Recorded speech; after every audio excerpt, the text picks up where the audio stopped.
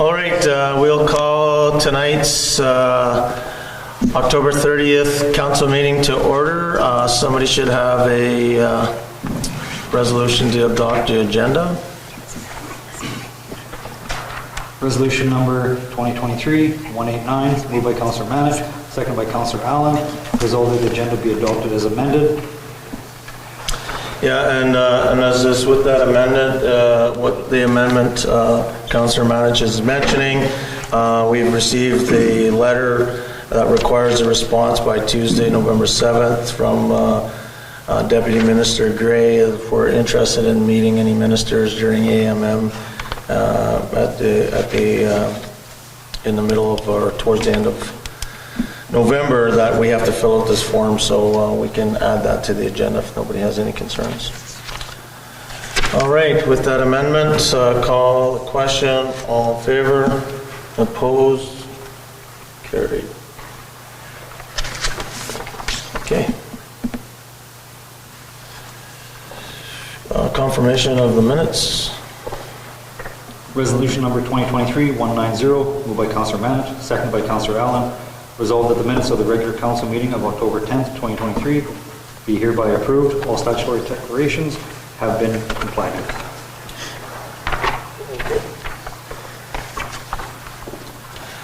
Everybody had a chance to look at the minutes? Seeing that there's any questions, so we'll call a question. All in favor? Anybody opposed? Carried.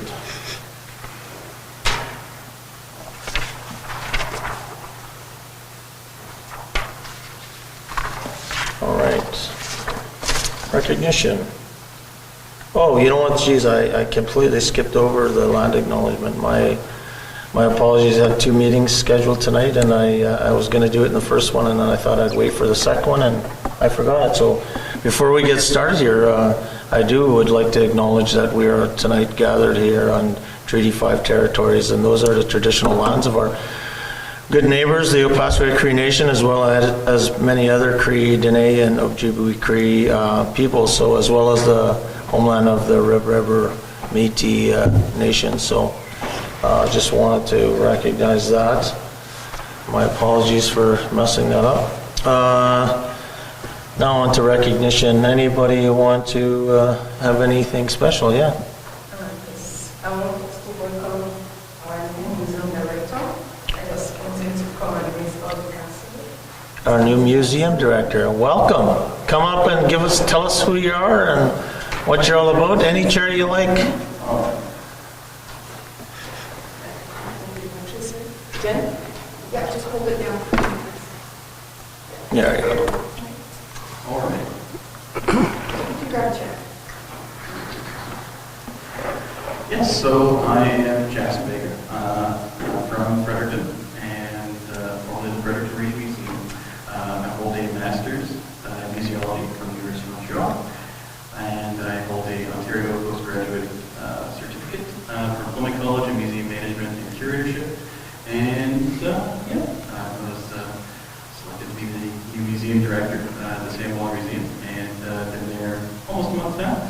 And yeah, it's been an interesting transition, interesting community certainly. And in the past couple of weeks, the saga of my furniture has come to a close, and that's finally arrived. So settled in. And yeah, I'm really looking forward to really bringing the museum to the community rather than keeping it rather static at the building. And yeah, that's really one of my main focuses. Well, welcome to the team, Jackson, and not to hit you with a interview question or anything, but what's exciting things do you see around our museum that maybe people that aren't heavily in the museum world wouldn't understand? I would say because it's really the only museum, obviously, in town, really the only heritage place in town that has a unique advantage. And with that, with being the repository of sort of all the artifacts for sort of the surrounding area, I think there's a real opportunity to use that to go into the community, sort of with education, with sort of road displays, those kinds of things.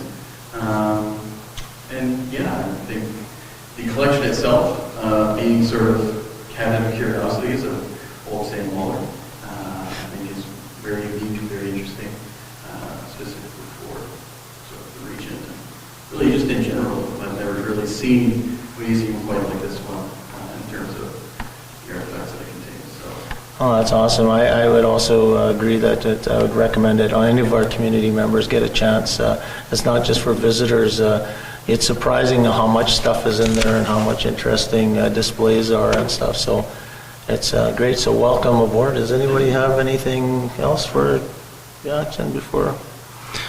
No, I've had the advantage of speaking with him already in the interview, so. Oh, good. But now that you've been here for a month, what's your favorite item in the collection? I don't know, really, it's tough. I think honestly, probably the toucan that's just sort of right beside the cardboard cut. I really love the way the little toucan looks. But yeah, all of those little curiosities are really stand out to me for sure. So. Probably the most favorite thing is coming to a council meeting, though. Oh, yeah. Yeah, of course. Yeah, of course. Well, thanks again. So welcome aboard. And like I said, I'm sure you're welcoming all of our visitors with open arms. So thanks for coming. Thank you. And then I guess we would probably want to introduce our friend Josh. So Josh is our new student counselor, so welcome to the team. You want to maybe give a little background on yourself, Josh? And Sure. Yeah, sure. Go on over there then. Yeah, everybody can see you there. Okay. Hi, my name is Josh Sanchalaha. I go to MBCI. I moved here to the PA in 2017, and I was born in the Philippines. So Nice. I worked I worked at the KSD school board last year, so I'm excited to work with you guys on this board. This is a lot more interesting. Yeah, way more fun. Yeah. Good. Yes, I have one. So we have been able to employ a new assistant municipal superintendent. His name is Dad Grill. Will be joining us on Wednesday, November 1st. So I think he's already here in the family. So we are new assistant superintendent. Nice, that's- That'll be great support to Sam for sure. Yeah, that position's been vacant for, what, 3 years? 2 years, yeah. So we had to replace him. Yeah, so that's great. No, that's good. Anybody else have any other recognition?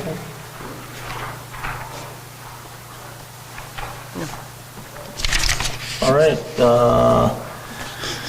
moving along, citizen period. I see we have a few citizens tonight. Is there somebody who wanted to join us during citizen period? Oh, perfect. If you could just say your name and where you live. Hi, I'm Morris Migelski. I've lived in Nepal for almost 50 years. And I've got a problem with some property law in town. I don't know if anybody read the letter I sent. Or do you want me to read it? You can, it's for background for our community members. It's probably better, Morris, if you want to just read it. I have read it. I don't know if everybody at council has seen it. A few years ago, we purchased 2 lots, 25-31187 title number, 27-71-571, and 15-31-187 title number, 277-1570 from the town of Nepal. So those lots, Morris, just for everybody understanding, that's at the end of St. Antoine, right at the, like off of Fafford Avenue, right at the first 2 lots, eh? Yeah, the first 2 lots. We got this property surveyed by Vulcan Kochicki. Our concern is we had this property surveyed and that now the town of Nepal is using it as a dumping area. I have pictures of many instances of dirt, snow, garbage dumped on our property. Sometimes instead of cleaning the mess up, they just dump it over the edge. I have spoken to Sam Rizwaga on numerous occasions about this problem, and he said the town will not do this anymore, but it still occurs. I also talked to Sam about finding the pins again. He agreed. months, I got hold of the surveyor, Sam quit replying to my messages and answering my phone calls. Now I see on October 2nd a new pile of sewage material and street sweeping pile on that property. Jerome Condi was able to pile all the material from a project at Arena with Sam's blessing on his property. I gave Sam a bill for rental of the property and he laughed and crumpled it up and threw it in the garbage. We are getting sick of paint taxes and the town using it as a dumping ground. We would like the town to clean this mess up and get a study on the soil for contamination, also find the survey pins. If this is not done, we will then be forced to do it ourselves and send it down the hill. Morrison, So just out of curiosity, were we all sent that email or no? No. I didn't receive it. Yeah, okay, no, I didn't, that's why I was kind of asking, okay, no, just making sure I wasn't the only one. And getting it, I so- came across it because I just happened to be in the office when Sam was talking about it. That's.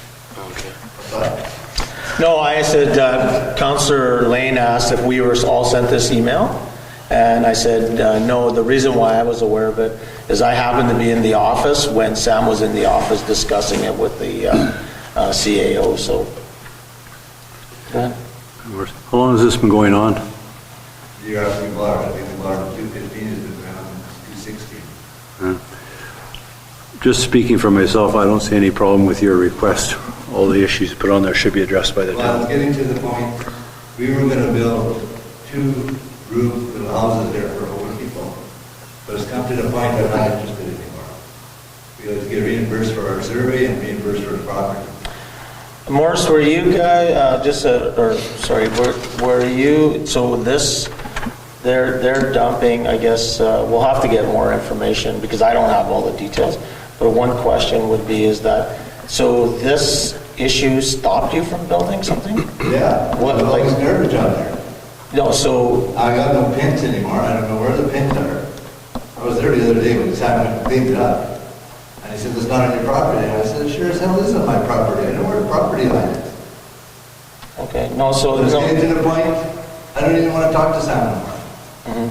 I've got texts from him where he says he won't talk to me. I was hauling sand to the town. And I'm trying to talk to him and he won't answer my calls. Mhm. So it's getting to that point. We want to get paid for our survey, we want to get paid for it, we don't have nothing to do with it. Well, is that request, is that part of your letter? No. Okay, so if you could, you know, I know from what I understand is that administration's already looking at this issue. What does that But, mean?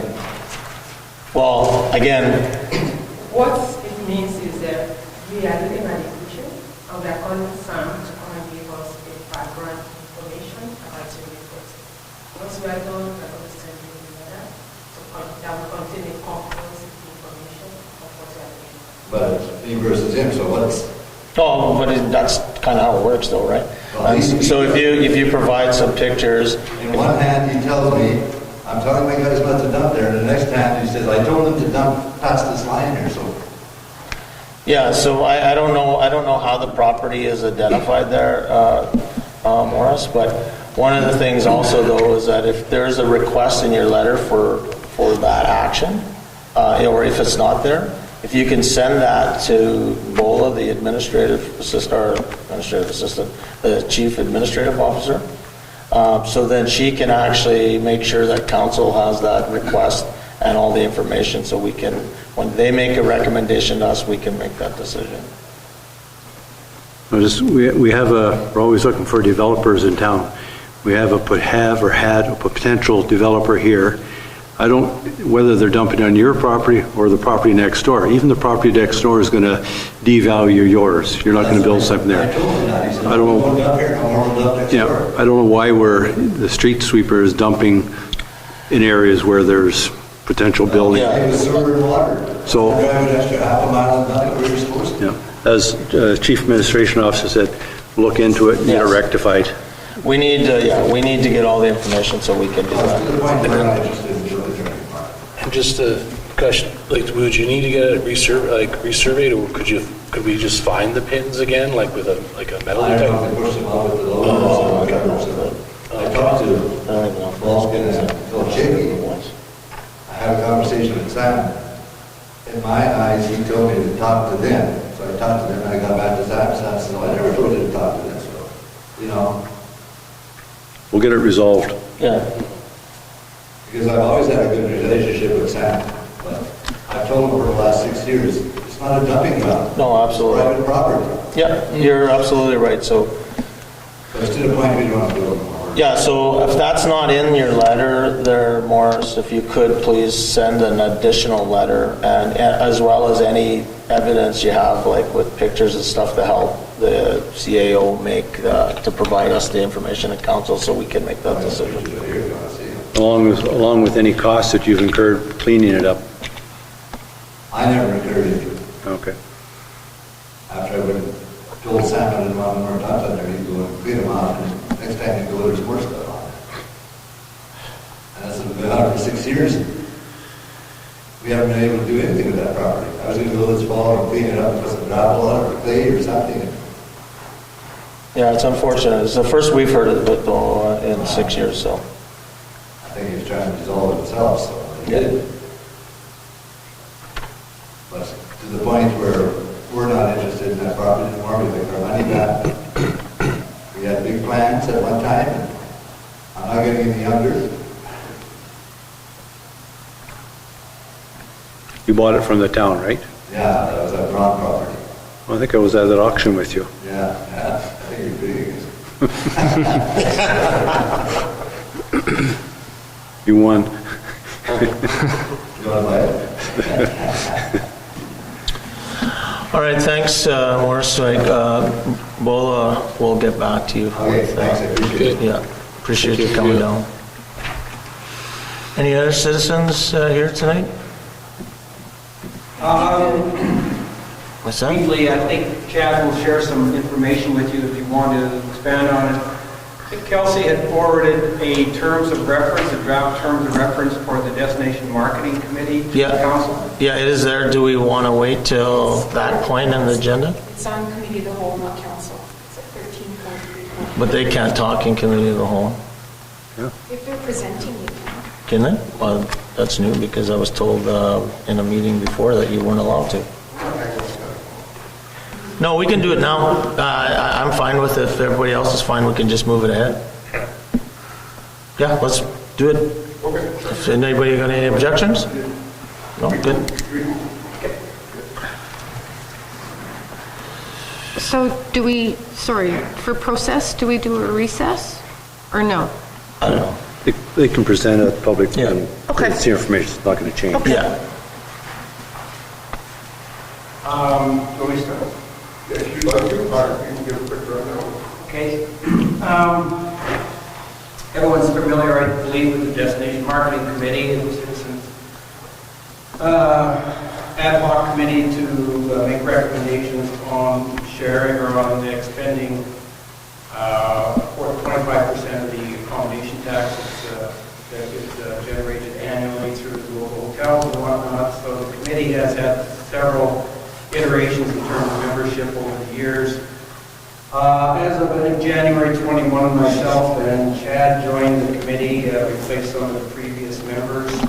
There was a running balance of something just shy of $250,000 in that fund at that time.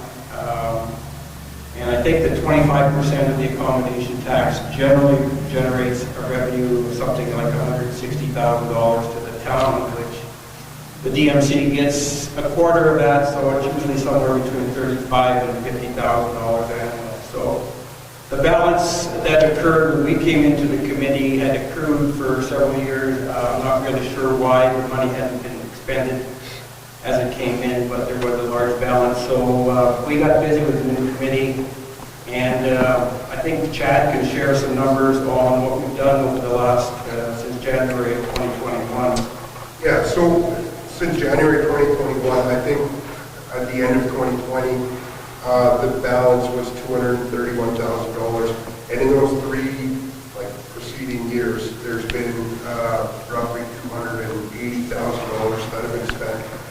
About $58,000 on community events, so that would be hockey tournaments, baseball tournaments, things of that nature, and then about $218,000 on infrastructure for the community that would be the skate park, the spray park, anything like that. So we've worked, I guess, over the past few years to make sure that the money is being spent in a way that's going to benefit the community as a whole. I think prior to us, I think there was a big focus on events or festivals or things of that nature that would put heads in beds. I think that was always what they looked to do, was put heads in beds and generate more accommodation tax dollars. I think when the DMC expanded its use, I think it was a good way to not only make the paw appealing as a destination for events, but also for people looking to live, work, and play here. And I think that's the direction that we've gone, and I think that's reflected in our terms of reference that we put forward to council to hopefully approve, which would be guiding principles for future DMC members. So that's where we're at right now. I did look through the terms of reference, and it was going to be a discussion in council, but there was a couple things. When on the appointments, the one member of council, and then the connection to KRC, where if we have somebody, is that instead of one member of council, should there be a one line item that would be the KRC rec director or whoever be the member that sits on this committee? Because right now, our Kelsey Rec would be, I think when we had these discussions in the past with Rotary and such, is that Kelsey Recreation is such a key, important part of this committee. And looking at it the way it is, they really wouldn't actually have a seat on this unless it's named. Not a designated seat, and I think the thinking was we did discuss making that more official in laying out that there will always be a member from the Kelsey Recreation Commission or from Kelsey Rec, but it just kind of, we didn't want to pigeonhole the committee to having so many people that are appointed from different committees, because in the past it was hard to get members to be on the committee. So yeah, my thinking is that you don't have a member from council and you have a Kelsey Rec Commission director. You don't add additional members because the Kelsey Rec Commission person reports through to the Chief Administrative Officer anyways. Yeah, I think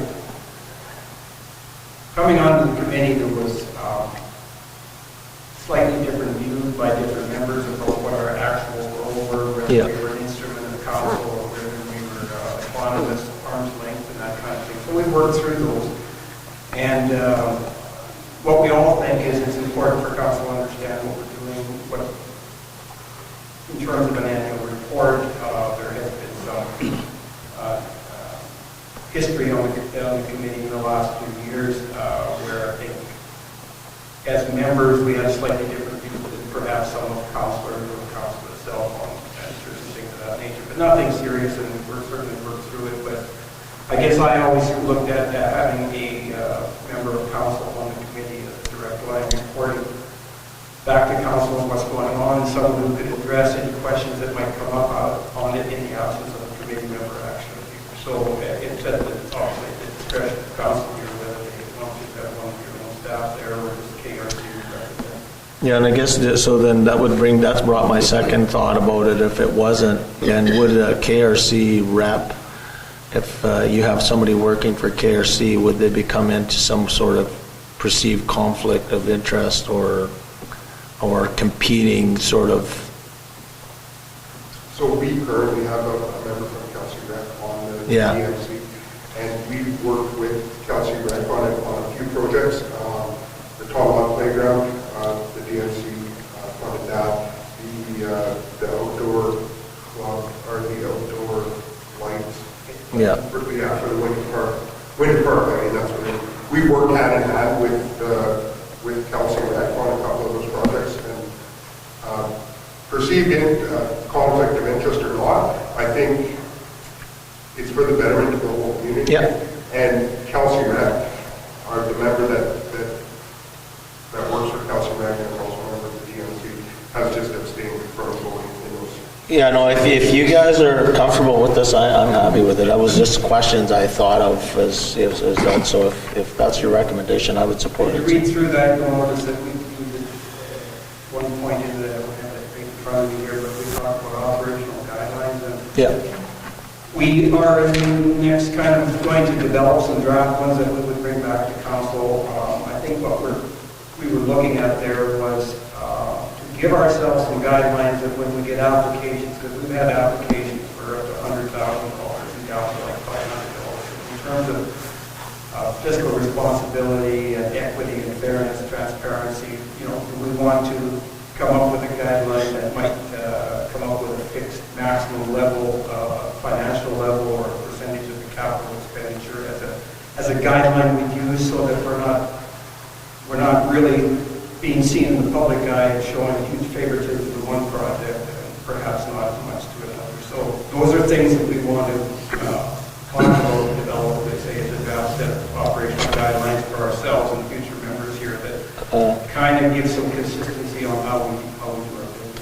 and I think it would be important as well is that if, once we do these projects, that council actually sees, or the community sees, what's the benefits that were actually derived from that project. So we have an understanding that when this project was executed, here's sort of what our hoped return is, or what we actually did see. I think our committee is looking at, besides providing an annual report that shows what we've done over each and every year, and the numbers that Chad uses kind of a conglomeration over the last 3 years, but it doesn't even get in a formal format that we can share and we can have for your records. But also, some of the things we've talked about is doing some advertising to create awareness in the community that we do exist, we do have ways to support things, and to perhaps advertise some of what we funded in the past, just to give people a scope on what kinds of things that they might be thinking about that are eligible, that perhaps have been funded in previous years and stuff. So creating a bit of more profile for the DMC is something I think we need to do. We've done, I think Chad's numbers there reflect the 23 projects that we have recommended for funding since in the last 2.5 years. And our current balance, do you know what that is? 400,000. Is there a spot on the website for the DMC application on Town of the Paw website? Like, is there a section in there? The application form is on the Paw website, so people can pick it up, print it, and use it, work within it. I don't remember if it was there. Okay. The one meeting I attended, the challenge is that everybody taken, you don't know, you miss the intake timeline, and then you don't know how to really budget you have a certain amount of cash to distribute in the year, and you don't want to miss something that's good. So yeah, I think that will be good. The delicate balance now that our numbers are down, you know what I mean? Like in terms of the dollars that we have available to us, I think we try and strike a pretty delicate balance with projects that we are funding and the benefit to the community as a whole. Right? And we don't want to throw the baby out with the bathwater and just, go for $100,000 just because something sounds really good and then have something even better come along. But I think, we're trying to manage. Yeah, through the advertising, if we do adopt calendar intake dates, then it creates a little bit more fairness in my view for people. If you have 2 or 3 intakes per year, and everybody knows what they are, then you get 3 or 4 applications at a time, and you can, within the range of financial latitude that you've got, you can start to allocate funding fair one to the other, whereas at times we've had an application come in and it's time bound by the applicant. The event's on next week, we need $40,000 to make this goal. And because we had a large surplus to start with, it was easier to rationalize it. That might be all right, but it's not a great way to, once you get down into working with an annual operating budget of $40,000 to $50,000 or $60,000, you need to have, in my view at least, a procedural way of trying to make sure that you look at everybody's application and the ones that you anticipate later in the year that you know about, and make sure everybody gets a piece of the pie. Yeah. The projects that have merit. That's good. No, I think it's a great idea to create some more public awareness. I haven't heard anything negative about the DMC. I haven't heard a lot about it, so I think your plan going forward, surprised you've been as successful as you have been without the guidelines and the terms of reference. Like, it's a great idea. It'll be nice to see, for the public to see, like, say, an annual report and how do I apply and what's out there. So it's good job. And the DMC has never been penalized for carrying over a balance from one year to the other. Like, there's nothing in there saying that you can't carry over. And I mean, logical extension of that, if we knew something big was coming on board in 2 years, you could budget to build towards that. Everybody needs to feel that within the scope of their project, they got something that was deserving. So I think we've had discussions about, we're not here as a sole source funding for projects, especially that's something that comes in last minute. Even though it's on its face, it's got lots of merit, you don't want to say no to it. But we're not a banker. We're a supporter in terms of a percentage of your capital cost, and work at it that way. And then you can defend that decision with someone else challenging that you give them way more than what you gave us, but you can compare it to what the ask was relative to what us. And it's just some consistency in providing fair share. That was one of the lines that was put in the application, was it not, about their commitment and the DMC's commitment? Yeah. Some applicants have no working capital, and I think we've looked at those as it's a good project. They're a startup or a small organization. They don't do a lot of fundraising. It's good for the community. We'll give them we'll make it happen for them. But we do like to see projects where there's multiple source funding for it, as opposed to, we got 5,000 in our contract, 100,000, we want 95 for you guys. Well, we received a letter today where there's potential for some senior initiative funding, so we'll be leaning on others to see what we can do to leverage some additional monies and how we can kind of do some things for our seniors in the community. For sure. One of the biggest things about the DMC is the fact that these are non-taxpayer dollars. Right? These are dollars that are strictly from outside the community that sort of benefit the community as a whole. And definitely when it can be leveraged into situations like that, we're all ears. Okay? Age-friendly. Yeah, age-friendly stuff, yeah. In the new guidelines, if I remember right in the meeting, in the new guidelines, we had kind of established that there's going to be income dates and meeting dates, right? Like, yeah, that's going to be like the operational guidelines. Yeah, that's going to be the next step, I guess. This is just the guiding principles. The operational guidelines are easier to change, like in the committee, because the terms of reference need to be passed here at council. Operational guidelines can be changed within the committee. I don't know, Kelsey, like people get the initial funding, there's a 10% holdback on this stuff, and then we get good organizations, good projects that don't remit a final report to the final payroll. We have to hound them. And, if you don't play by the funding rules, are you eligible the next time? So that's something we need to chase. It's spelled out on the MOU that Kelsey writes up for each successful applicant that they have to remit, and they may not be eligible at other times. So we're making up kind of rules as we go along, but those were rules that were spelled out in the bylaw or in the funding application per se. So there's some changes there that help clarify the process. Thank you. Perfect, thanks, guys. Thank you.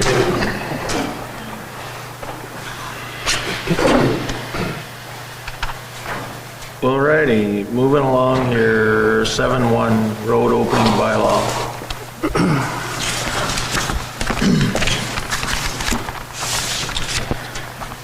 Resolution number 2023-191, moved by myself, seconded by Councillor Ward, resolve that bylaw number 4638 being a bylaw to open a municipal public lane be read a second time.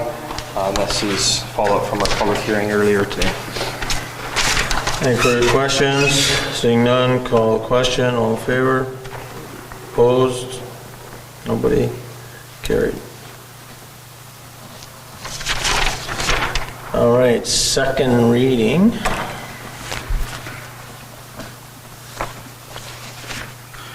That one. Third. That one. Third reading, sorry, third, yeah, third. Resolution number 2023192, moved by myself, seconded by Councillor Ward. Resolved that bylaw number 4638, being a bylaw to open a municipal public lane, be read a third time and be passed. So this is a recorded vote, so myself is a yes. Councillor Ward? Yes. Councillor Atkinson? Yes. Councillor Hopper? Yes. Councillor Manich? Yes. Councillor Allen? Yes. Councillor Lane? Yeah. All right, finally put that behind us. All righty. Payrolls and accounts.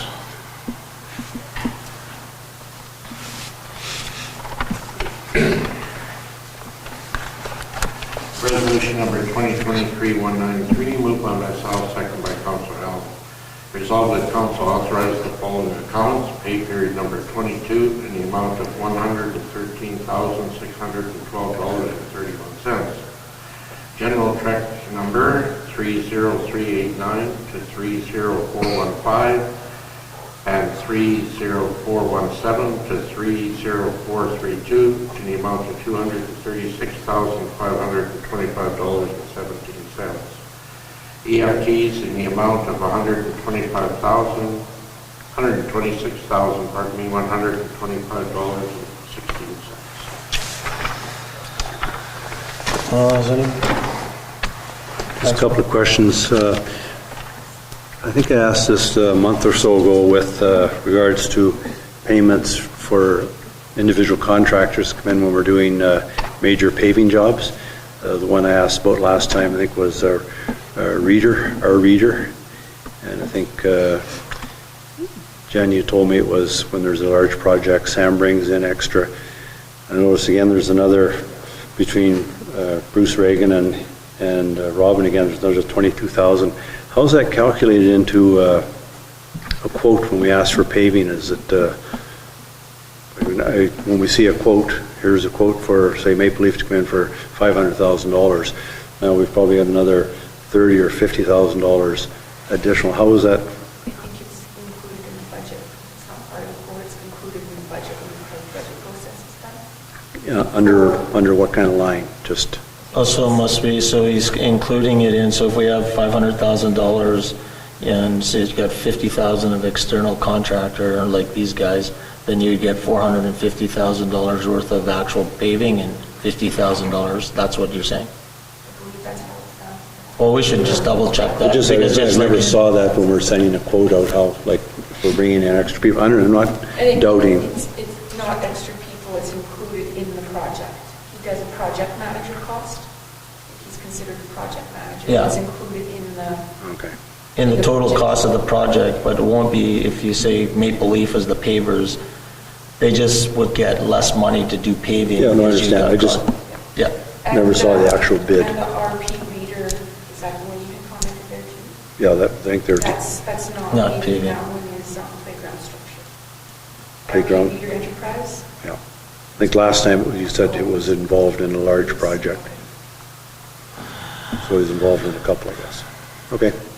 Just that I never saw that. Did you have something, Trent? Sorry. I had one, it's very minor, because I just never noticed it. Petro Canada Super Pass for $147 on the EFTs. What would we have a Super Pass for? Travel? Oh, the van?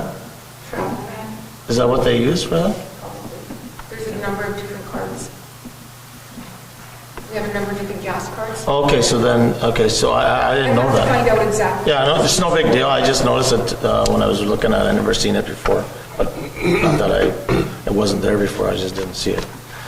Okay, 832, there's no question, oh, sorry, yeah, go ahead. Oh, just wait, Mel. First, we got to call a question on this one here. Any other further questions with this? Call the question, all in favor, opposed, carried. My brain's not working tonight. 832? Yeah. Accounts in conflict. Resolution number 2023-194, moved by myself, second by Councillor Allen. Reserved that council authorize the following accounts. General check number 30416, the amount of $70.32.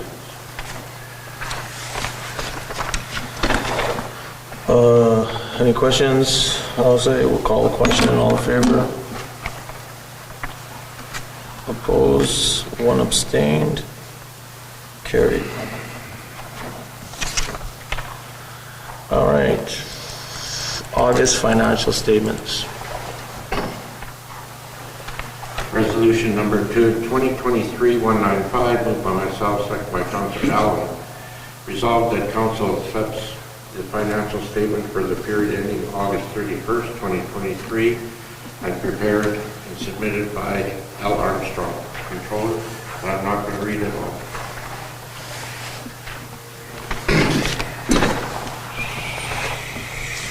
All right. Everybody have a chance to look at all the financial sheets?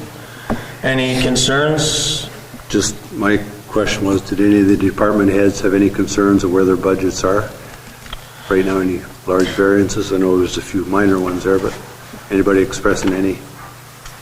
I looked at all the reports, the written stuff that behind there is supported. Nobody seems to have any real concerns. We're in August, so we're about 66% of the way through. If you look at all the variance percentage of budget, everything seems to be normal. There's a couple items that are higher, and she's explained them, so I think it looks like it appears that we're in good shape. But yeah, if there is additional monies that need to be spent, especially we're getting close to the end of the year, it would be important for us to bring that forward now so that we can try to exception management it anyways. Okay, any further questions? All in favor? Call the question, all in favor? Anybody, nobody against? Carried. All right. Laura does a great job summarizing the details on that. Boards and committees, everybody seen DMC minutes and recycling center minutes? Okay, so we got a resolution and we'll ask any questions about anything. So we get it. Cool. 834. Yeah, I'd be scared for a second. I thought they were asking to read a resolution out for the one we were just talking about. No. Moved by myself, seconded by Councillor Atkinson, be resolved that council accept the September 2023 DMC meeting minutes and the July 23rd, 2023 Tricom recycling meeting minutes. Any questions or concerns with the minutes that were received? Seeing none, call the question. All in favor? Carried. All right, property tax additions and deletions. 835. Moved by myself, second by Councillor Atkinson, whereas each year assessment services submits additions and deletions to the assessment roll, therefore be resolved that council approve deletions in the amount of $1,835.78 and additions in the amount of $4,054.04 to the 2022 real property tax roll, deletions in the amount of $8,603.57 and additions in the amount of $27,045.22 to the 2023 real property tax roll as contained in a listing from Manitoba Municipal Relations as of October 4th, 2023. So this is good news. I mean, the cost of the community is going higher, so higher taxes. That means that a lot of this was around the developments out at the lake are getting tax adjusted as they continue to build. Any further questions on this? Seeing none, call the question. All in favor? Opposed? Carried. It's about $20,000 more, hey? Okay, tender for road salt. Moved by myself, second by Councillor Atkinson, whereas the town put out a bid for the supply, haul, and stockpile of 100 metric tons of road salt, and whereas only one bid was received and reviewed, therefore resolved the council accept the bid from NSC Minerals Limited, amount of $25,268, taxes included. Any questions? Sorry, did I put meters in there instead of metric tons? Metric tons. Metric tons. No, it says metric tons. Yeah, that's what I said, right? Yeah, I think so. Yeah. No. Call the question, all in favor? Opposed? Carried. All right, second command unit, 837.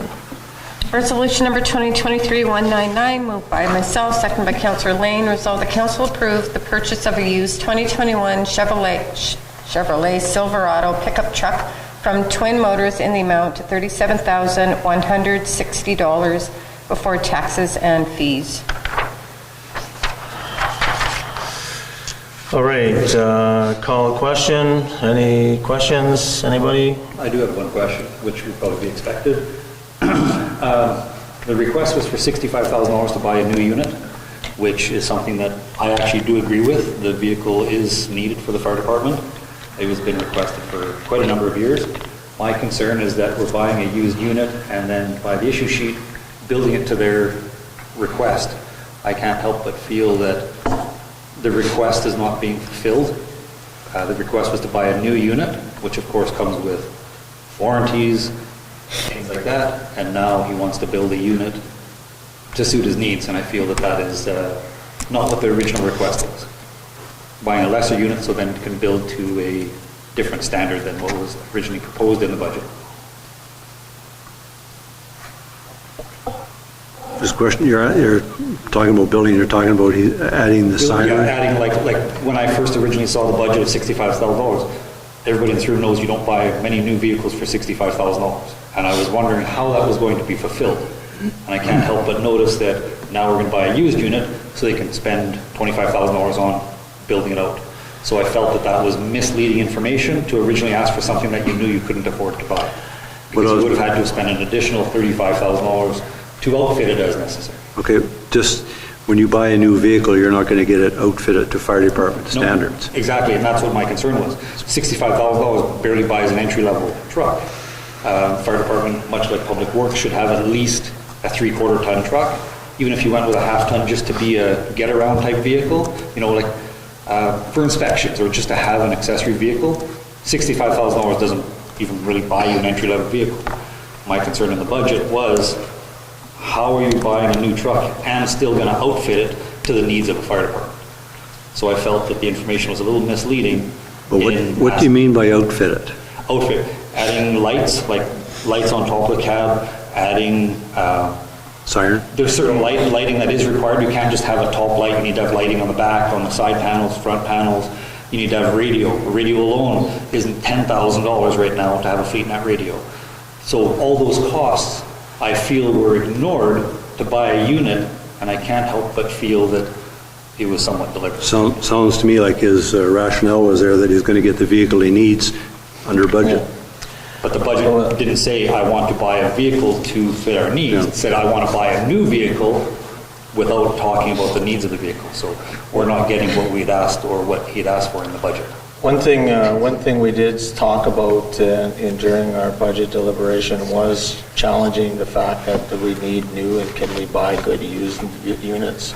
I think we all talked about that there. I don't know if we were specifically talking about the fire department. We should always look at all options. Yeah, so I mean, I don't see this being, I see it being a good option. It seems it got a low mileage and if it meets the needs of the department, then I would support it.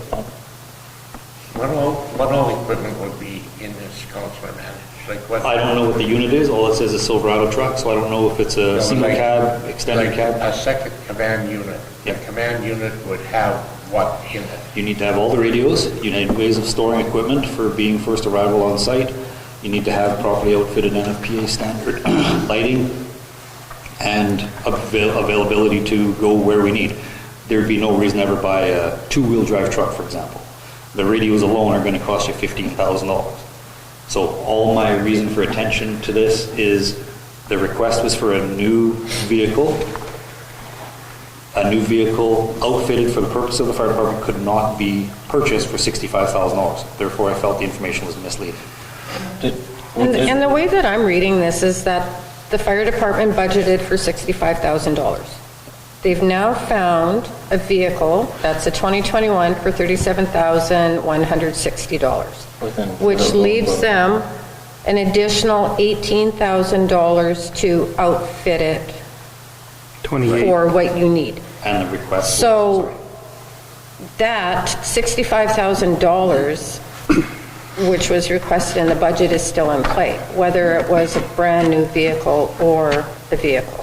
Yes, and the other information also says that tenders went out to buy this vehicle and nobody could supply what they're asking for because, of course, you can't buy a truck for $65,000.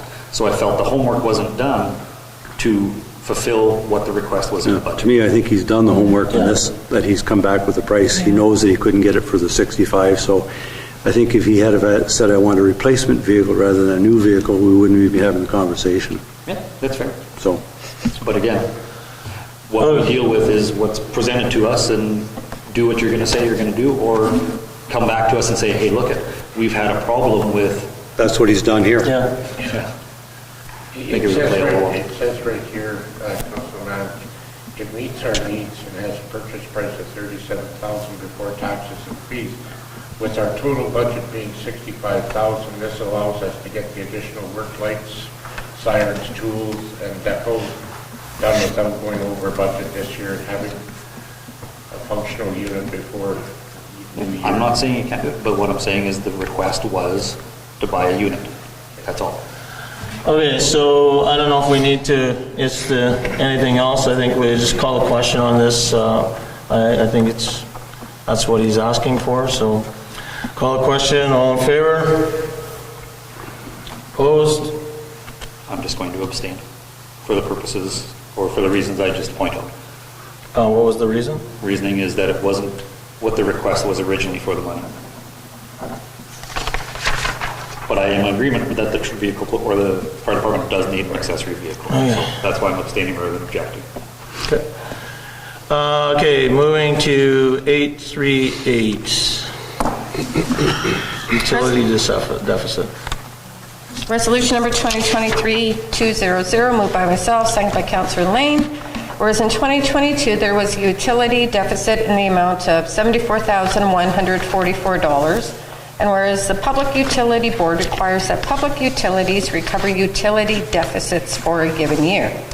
Therefore, be it resolved, the Council approve applying the deficit of $74,144 against the working capital surplus for 2022.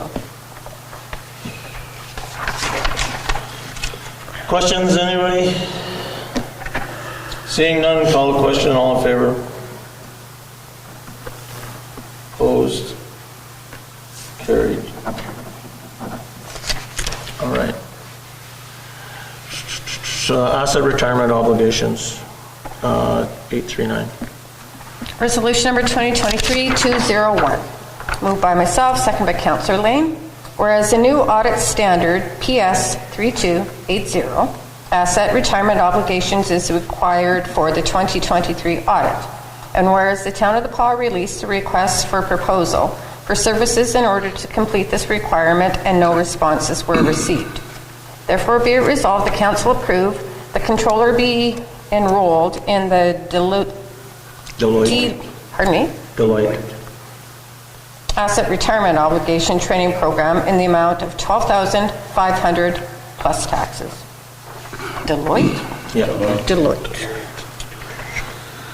So as Laura had mentioned to Bola and that is that this is something we've obligated to do, and so they couldn't get any interest in doing it, so training our own people. So Just a question, who is telling us we're obligated to do this? And why are they telling us after our budget's done?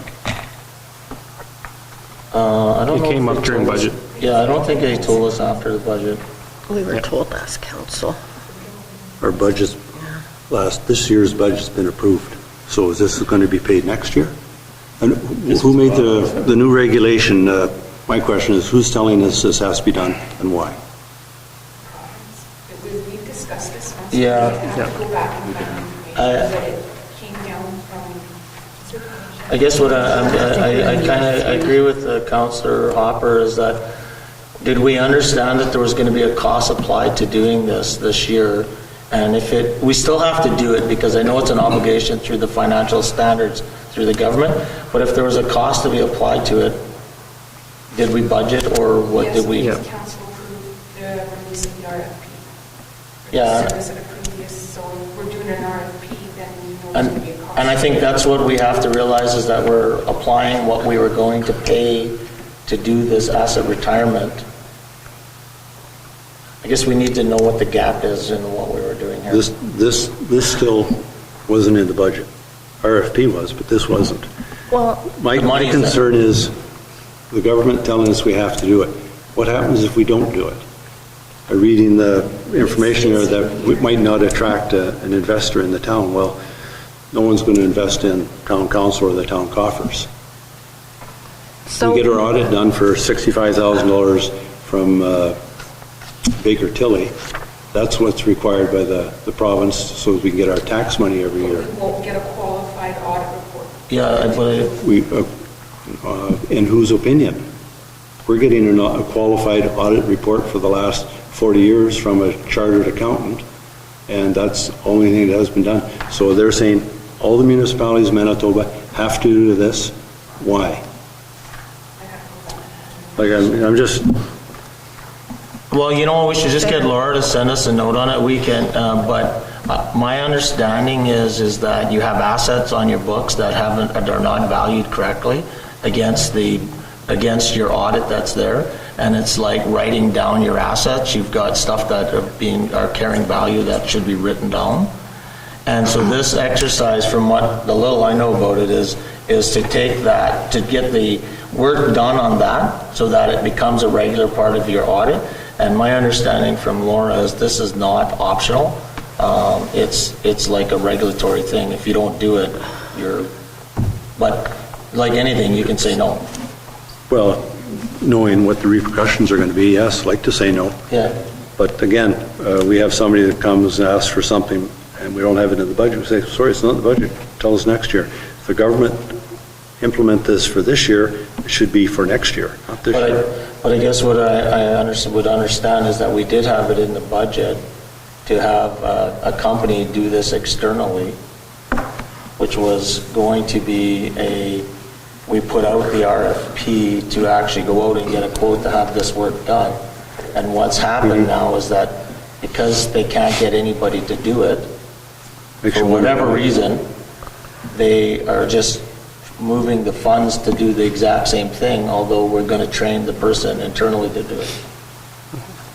Okay, and then again, going ahead with that, we're going to, personal development for an employee of $12,000. Well, I don't know if it's just personal development. Sounds like she's going to be taking the courses or course by herself. Yeah. That'll be money, it's personal development. Well, I think it's a development as to being trained how to do that. I agree that she could maybe apply it elsewhere, but we also get an end product if the work gets done, so. It's kind of a win-win. Yeah. Internal work as well as getting things done by obligation, so it's not like kind of even going- better than just hiring. No, someone to do it. I'll go along with that. I'm not fussy on the idea that the government's changing the rules Yes. and here's what you have to do. Yeah, and it's a fair question to ask, so we could do that, I guess, right now, as we need to keep moving forward with. She's already in the Yeah, course, she's so. already doing it, so. What my understanding is that when we budgeted for asset management initially, that we didn't spend all that money, and that this is part of a carryover from our initial. I'm not sure about that. Okay, Jen? so July 19th, that's what I thought. 2023, Council passed a resolution whereas there's been a new audit standard released by the Public Sector Accounting Standards Board, the PS 3280 asset retirement obligations, which will affect the 2023 audited financial statements. And whereas this new standard requires the town to report the liability associated with the cleanup upon retiring an asset. And whereas this will be an expensive undertaking and outside of our employees' expertise, therefore it be resolved that council authorize a request for quotes to be issued to undertake this task, and be it further resolved that the monies from this expended be expended from the infrastructure reserve fund. Infrastructure. Good refresher. Okay, so I think, Also in this, though, it says financial limitations, $12,500 plus taxes. As we do now move ahead without unorganized review, $30,000 budgeted and waiting for grant application. So obviously she's applied for a grant application. No, she hasn't applied for a grant application for that. We've applied, council put in the budget $30,000 for organizational review. BOA has applied for a grant for the organizational review. So if we get the organizational review grant, then it'll be that $30,000 that goes towards this. Yeah. okay, so we've got this one on the table here, so we'll call a question on this. All in favor? Hands up because I didn't see some. So I got 1, 2, 3, 4, 5. Against? Yeah. You're against? Yeah. Abstained? Trent? I voted for it. You voted for? Okay, sorry, I didn't see your hand up, but carried. All right. Council still want more information. I mean, it would be helpful for us to understand a little bit more, like it's... I would like more, yeah. The only other, since you're asking questions, the only other question I'd ask is that if we're now having someone trained, so maybe it's me being in fantasy land here, but is there a possibility of having savings now that we won't have to pay the $12,500 or future dollars because that person's trained? Or is it now going to end up being, oh, we have 10 regulation changes, we need to train you again? Or, I mean, I know you can't predict the future, but I would think that maybe there would be a future savings for us. Yeah.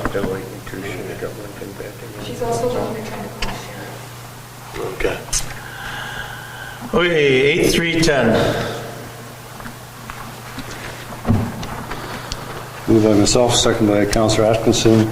Resolved that council authorize the mayor and assistant chief administration officer to sign a collective agreement with the Canadian Union of Public Employees, Local 745, for a 4-year term commencing January 1, 2023 to December 31, 2026.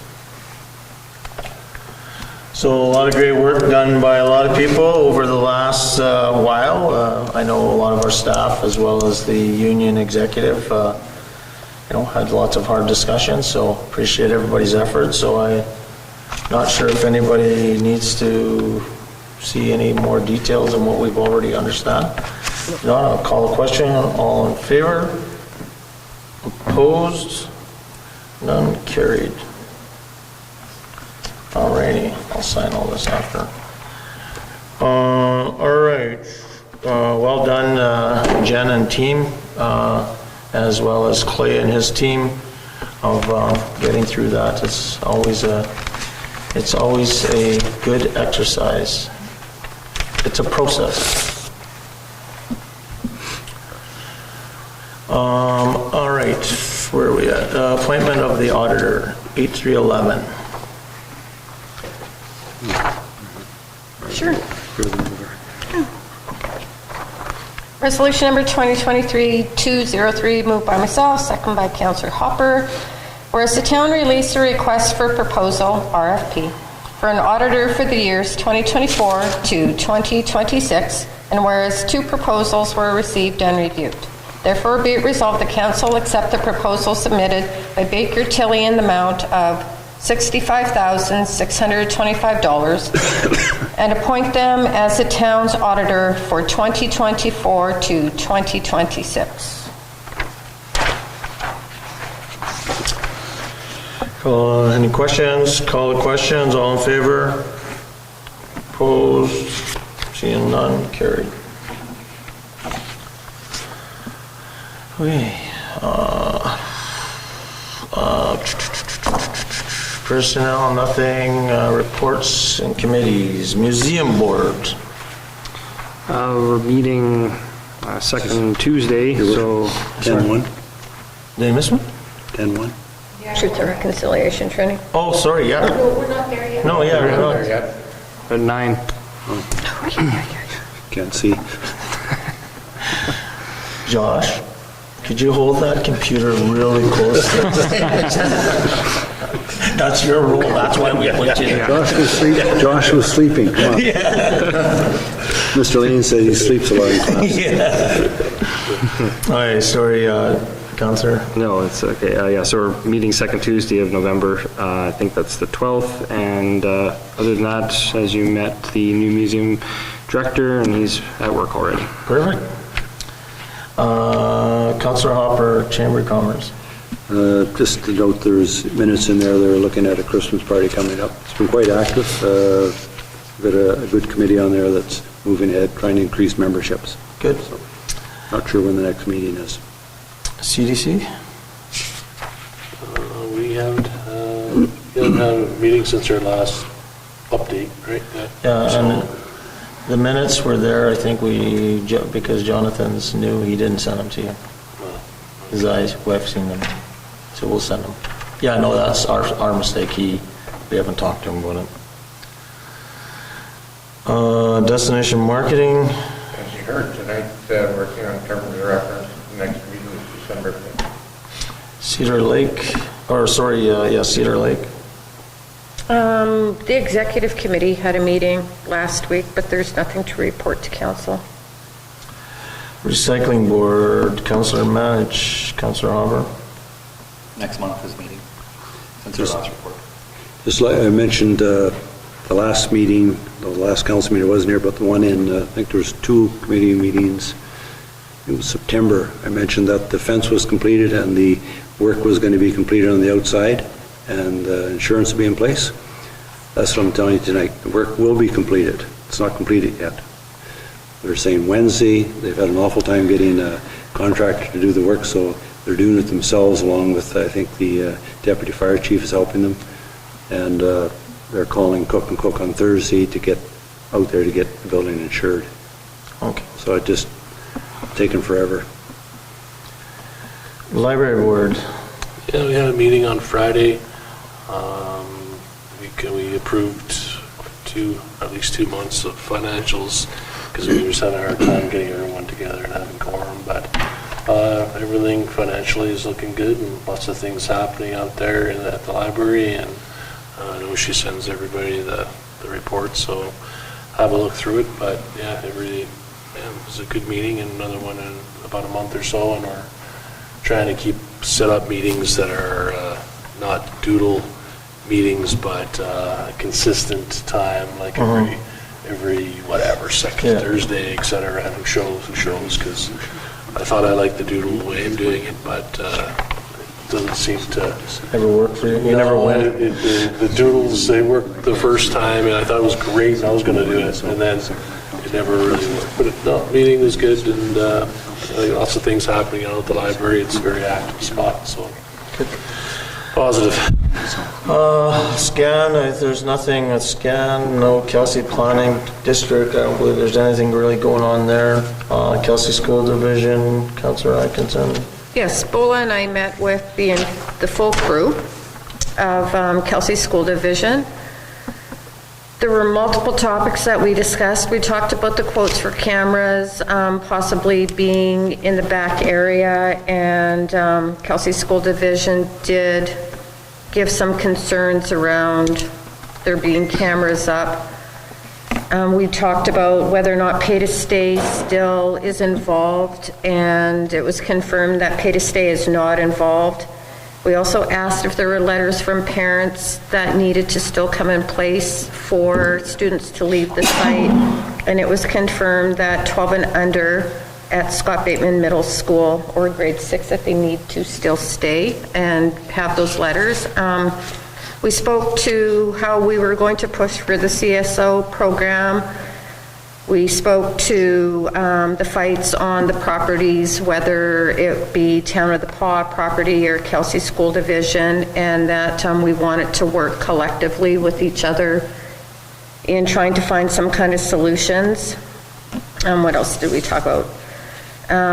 We spoke to possibly taking a peek at some of our bylaws as to whether or not they needed revisions in terms of curfew.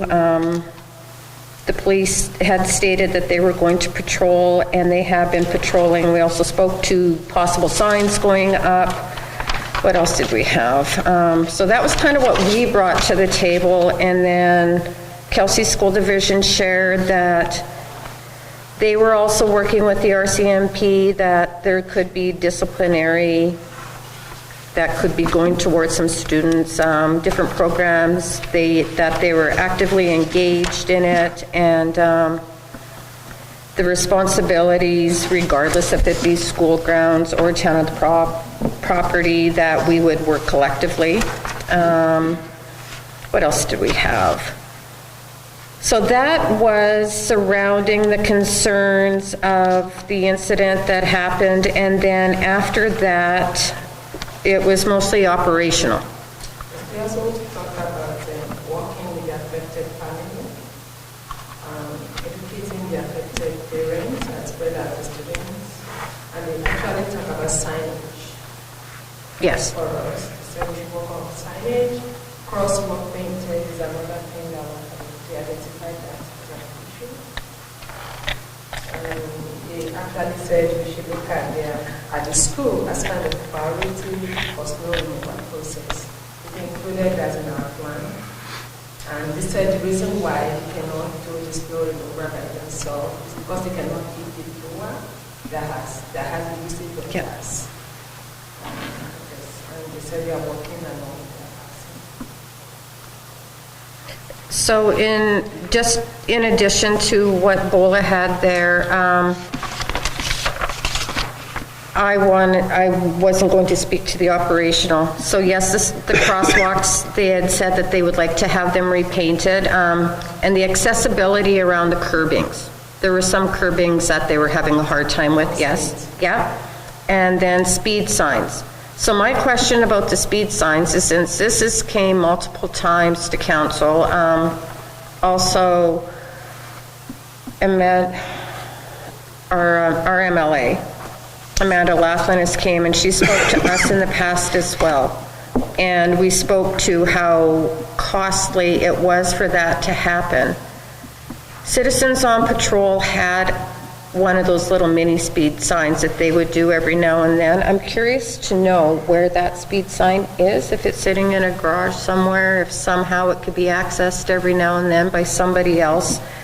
And then they also spoke to, on Smith Street, that there's one-sided parking. Now, that's not going to change. I don't believe that it would ever become two-sided parking, but it also revolved around the flow of the traffic. And then snow removal around the flashing crosswalks, yes, that hopefully it wouldn't get too high this year, and that Bola mentioned this as well, that they don't have snow blowers on site because they don't have vehicles to go back and forth and make them be able to move them around.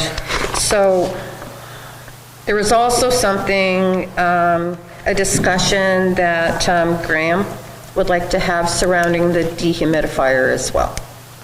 Yes, yes, yeah. So that being said, it was great to be back with Kelsey School Division again. It had been quite some time since we had met, and I believe the 15th of November is going to be the next meeting date, and every 3 months we will meet on the 15th at 1700 hours. Just sorry. Go ahead. I had a question there. Sure. Legally, what the property outside of, like, the playground of the say Scott Bateman and out from there. Is that legally all owned by the town of La Pau?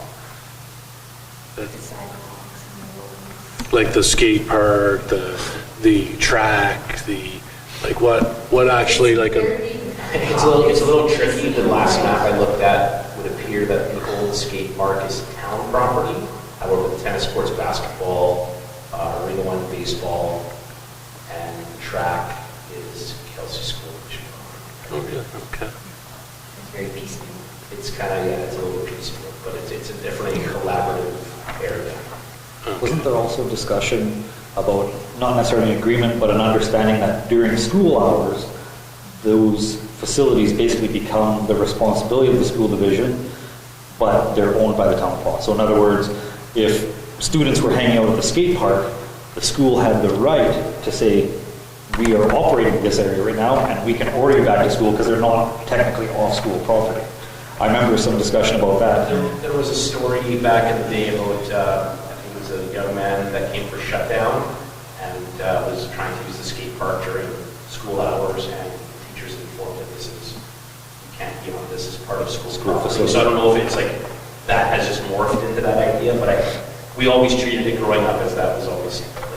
The only reason why I ask is because there was concern about cameras going up, and if it's our area and we own it, well, it doesn't really matter if you know, not that I want to work with the group, but I'm just to kind of keep our area safe, and if there's a concern about the use of the cameras, like, so I'm just trying to kind of worry about what's happening in all areas, but, you know, follow the rules and see. What you are saying is during the school hours, it belongs to school, right?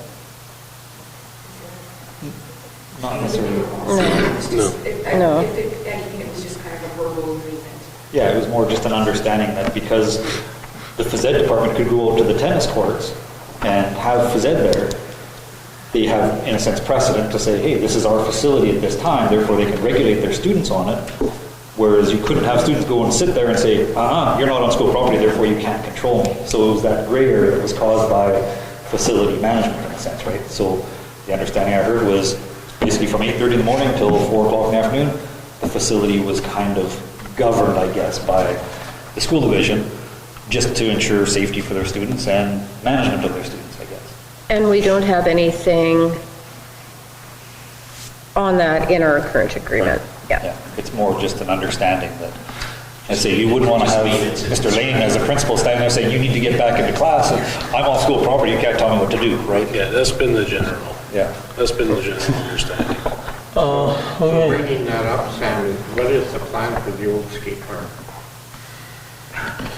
Well, let's stick to committee reports right now, because that's kind of taking us down another way. But I will make a mention, Councillor Atkinson, I know about the road signs, and maybe there's be a good opportunity for us to actually lobby AMM now that there's a new government there and put through a resolution that that this should be just a standard in Manitoba, and the Manitoba government help us fund these signs. Good idea. And on that, instead of getting like Since it was Amanda's. 8 to 10 or 12 or whatever crazy number of signs we were required to get for one school area, maybe if we strategically put one, like when I go into most communities, especially off of the main, they have one sign that does the speed, and if you're going too fast, it blinks, versus the, what was it, $8,000 we were quoted for per road or whatever. So anyway, I just thought I'd add that in. Yeah. So maybe that's something in action we can put forward. Good idea. So, Yeah. okay, youth counselor, do you have anything to add today? So this is an opportunity where we have different committees. So if you've had meetings with your students, or you have some ideas you want to bring forward, this would be the time that you do it. And I know this is your first meeting, so we don't expect anything from you. But next meeting, we expect a full report. Oh, God. How's the principal at NBCI? Oh, he's great. Yeah, whoa. We need to get a new one. Amazing. He's used to it. All right. And then the only other thing I was going to add on reports, so I know Bola and others are trying to get our budgets to be ready to be approved and all lined up for January.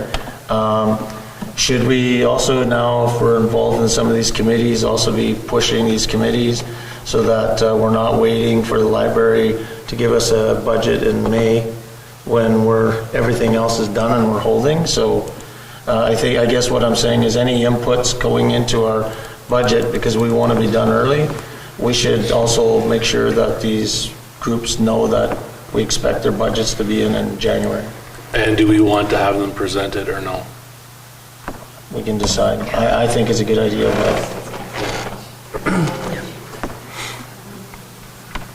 Okay. I would welcome a presentation from all of them. I spoke at the museum about this, and they spoke about how they used to do it pre-COVID, and they'd love to do it again. Yeah, perfect. I think anybody requesting in this topic, but anybody requesting funding. We should be putting that out there now so it's early and everybody's aware. Yeah. That's good. Okay. Just one little thing under committees and reports. The Hudson Bay Road Association is going to be having a executive meeting over in Tisdale on November 2nd. And one of the motions that they want to put forward to seeing as the town of the Paw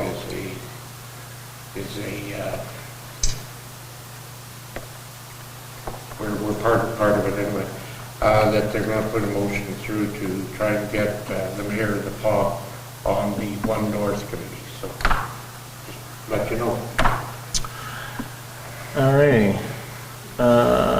Reports of boards and committees. So that's one. Yeah. Anybody else have any other updates? I can give you a couple things. So I didn't send in a written report, but I will send you guys something from our journeys of last week, which were quite interesting. Week today. I guess the major takeaway, a lot of energy at that conference with regards to a lot of the good things that are happening, but the takeaway that I had is it's community safety and well-being plans are very expensive to execute, require a lot of resources, and it cannot be done by the community alone.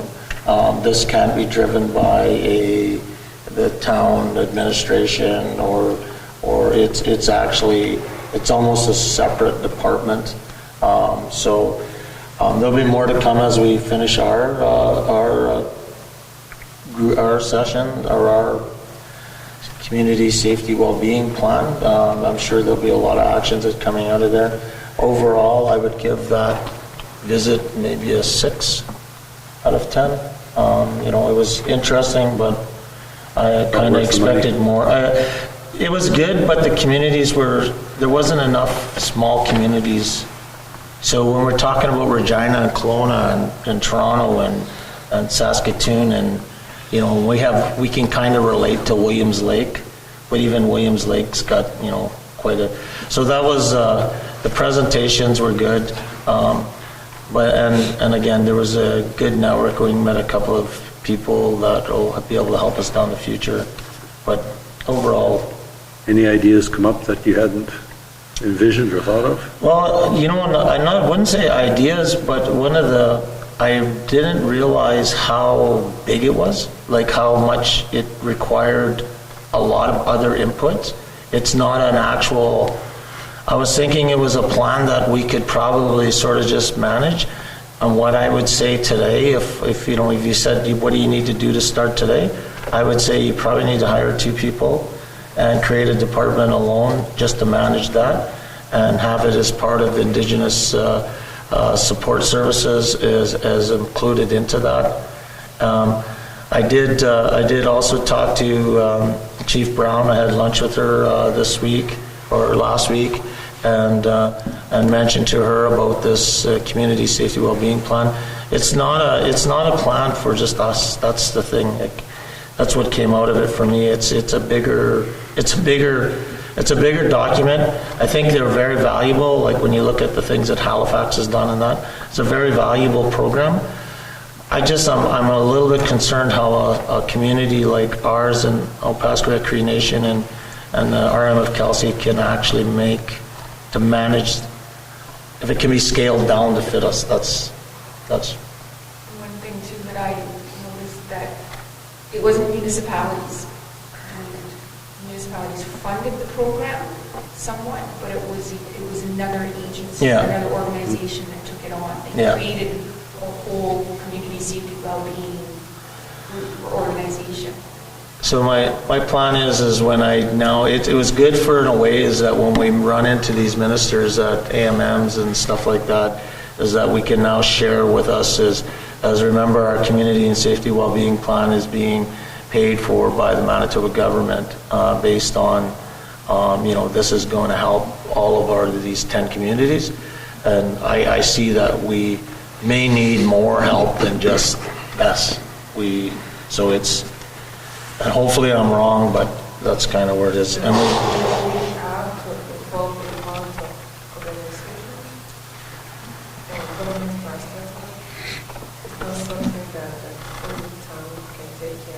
yeah. It's capital intensive. Very common. Like I said, we can start from where we are. But we need to have a plan. And it's not something that's anybody who's already doing the second will take it off.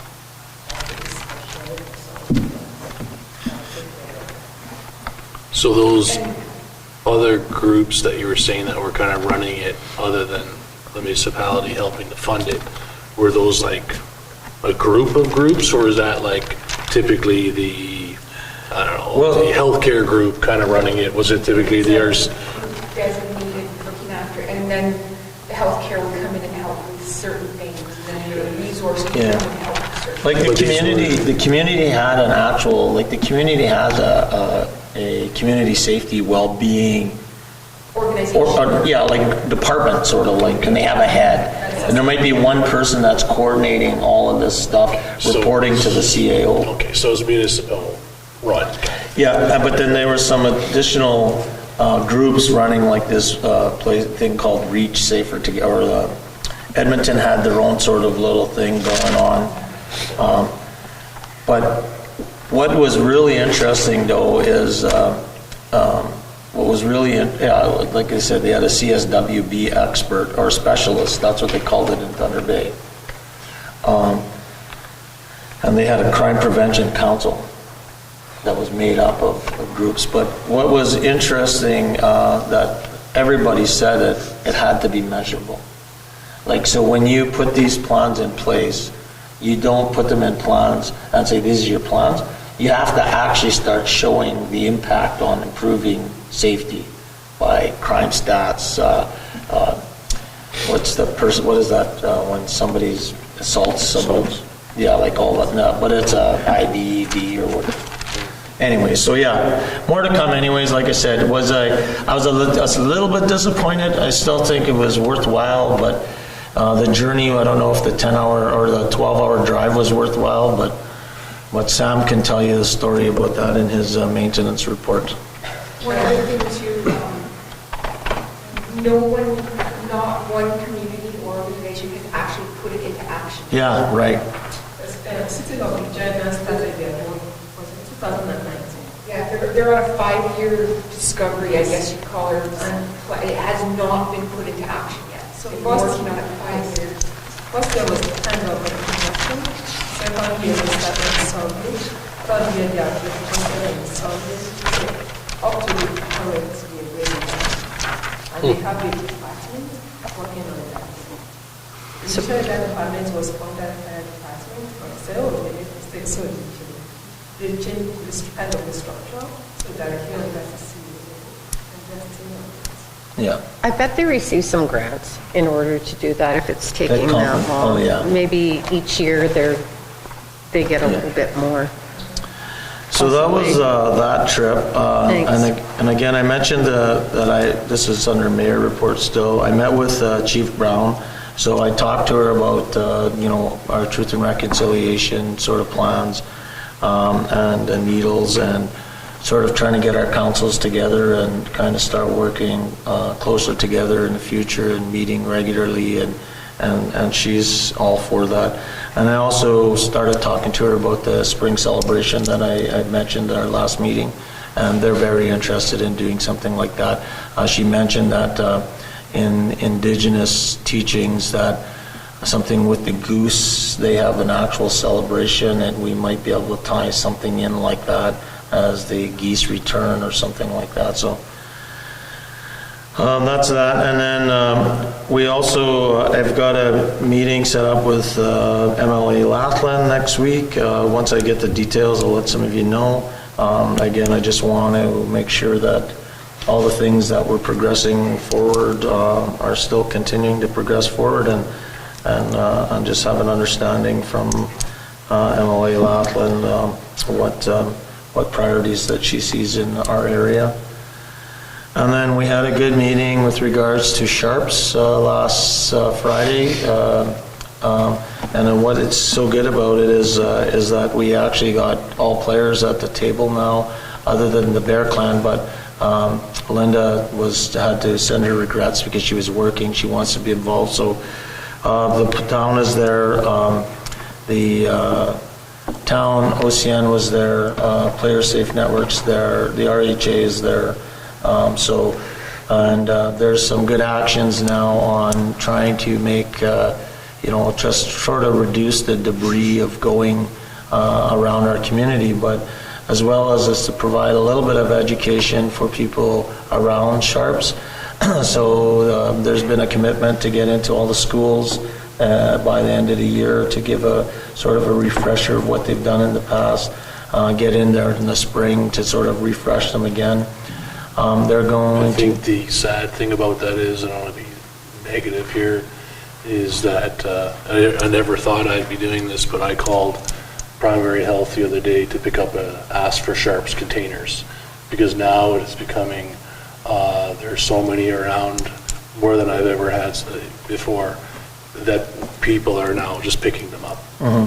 Because you can't do an outdoor ed class because they're there, and you can't. So I get it that we want to be safe for those who want to use the needles, but I'm of the mind we don't give out the needles because it's my job to pick them up. Yeah, it's a good segue, Trevor, because that's the next thing I was going to tell you about is that, so part of this education is to actually try to explain to people why there's an actual, why these programs are in place and what is the actual impact on not doing it versus doing it.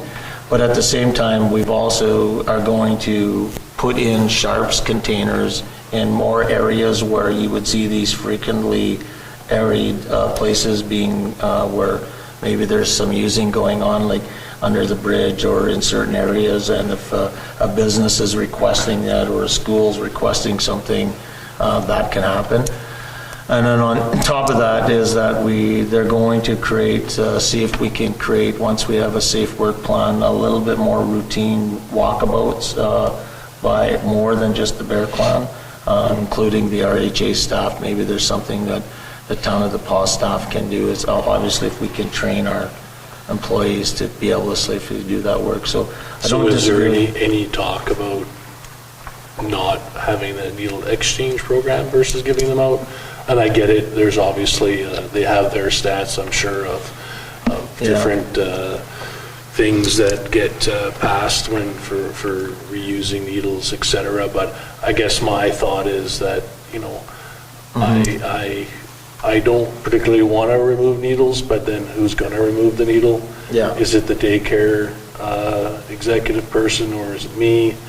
And now we're looking at purchasing. I guess where does it stop, right? Yeah. So now I'm purchasing those things that you can hold to pick up needles in and around the building. And then last week I got told there was a needle over by the fire hydrant across the street. So now I'm over by the fire hydrant across the street picking up needles. It's bad. No, I don't disagree. Yeah. And I don't know what the answer is, and I don't know what's worth. We didn't talk about stopping it, and I don't think that even us telling the RHA that we want them to stop would stop it. So I guess how can we reduce it? An exchange program, like you said, that's going to help regulate. An exchange program is only, you show up with 10 needles, you get 10 needles. Yeah. To think we can put up catch basins everywhere, or say deposit, sorry, that the guy under the bridge injecting himself, the last thing he's thinking of looking after is needle disposing of. So the only way he's getting a new one is by turning in his old one. And then from what I've heard in the past, Where and is again, this I don't want to have a debate with that. Where is this old Just one one? second, guys, so it's one person talking at it. Just hold on, guys. Don't want to get into a debate on whether this is right or wrong, but we've heard in the past when we've had these discussions with the RHA and others that exchange programs don't work. The user will continue to use the same needle and they will share the same needle. I'll bring forward our concerns. No, that's great, and that's why I brought it up here. I think that whether it's an exchange program or eliminating it or putting up more areas or being part of the solution and helping pick up, we need to be part of the solution. We don't own this problem and we can't fix it by ourselves. And if anybody's interested in sitting in that committee, you're welcome to. So does anybody in here want to, usually happens during the day, you want to come, Trent? If I can flex my lunch hour. Anybody else? It's a lunch hour type meeting. Councillor Ward? Manage? Councillor Manage? My daytimes are full. Okay. Just one question I had there, you talk about more Sharps containers, are they talking about offering from the RHA funding for those, or is it up to? Yeah, we're working on that. Okay. We got a plan for that. So anyways, as much as it seems like a negative thing, at least we're not ignoring it and we're trying to make it better. Anybody else have anything that they were involved in they want to share with our community on your last couple of weeks since our last meeting? No? All right. It's been a year.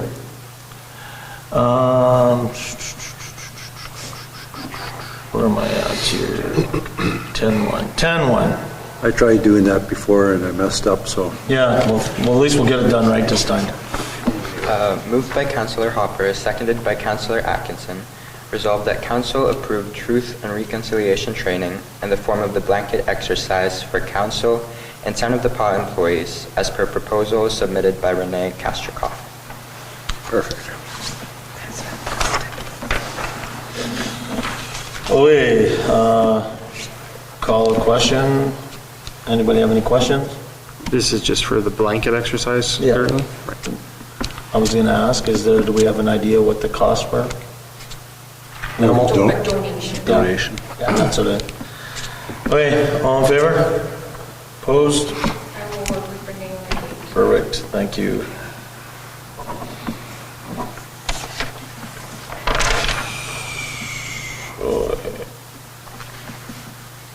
General correspondence, nothing.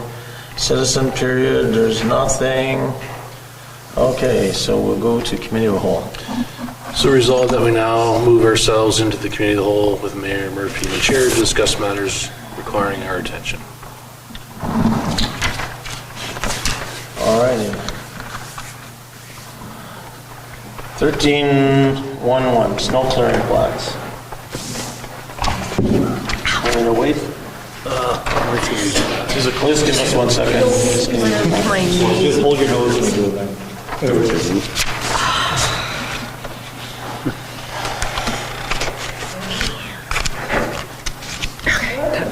That's right.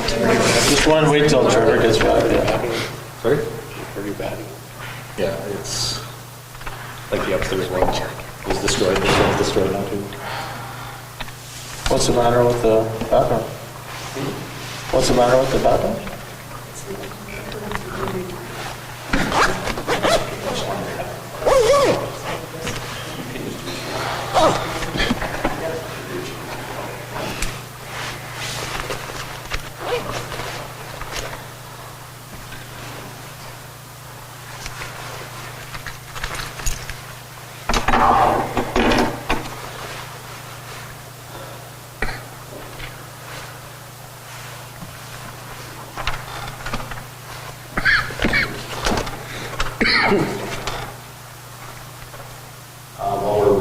I just wanted to give condolences to Mr. Ron Stewart's family. Oh, yeah. Ron was a long-time employee of the town, and his son is the public works foreman, so our prayers are with his family this time. Absolutely.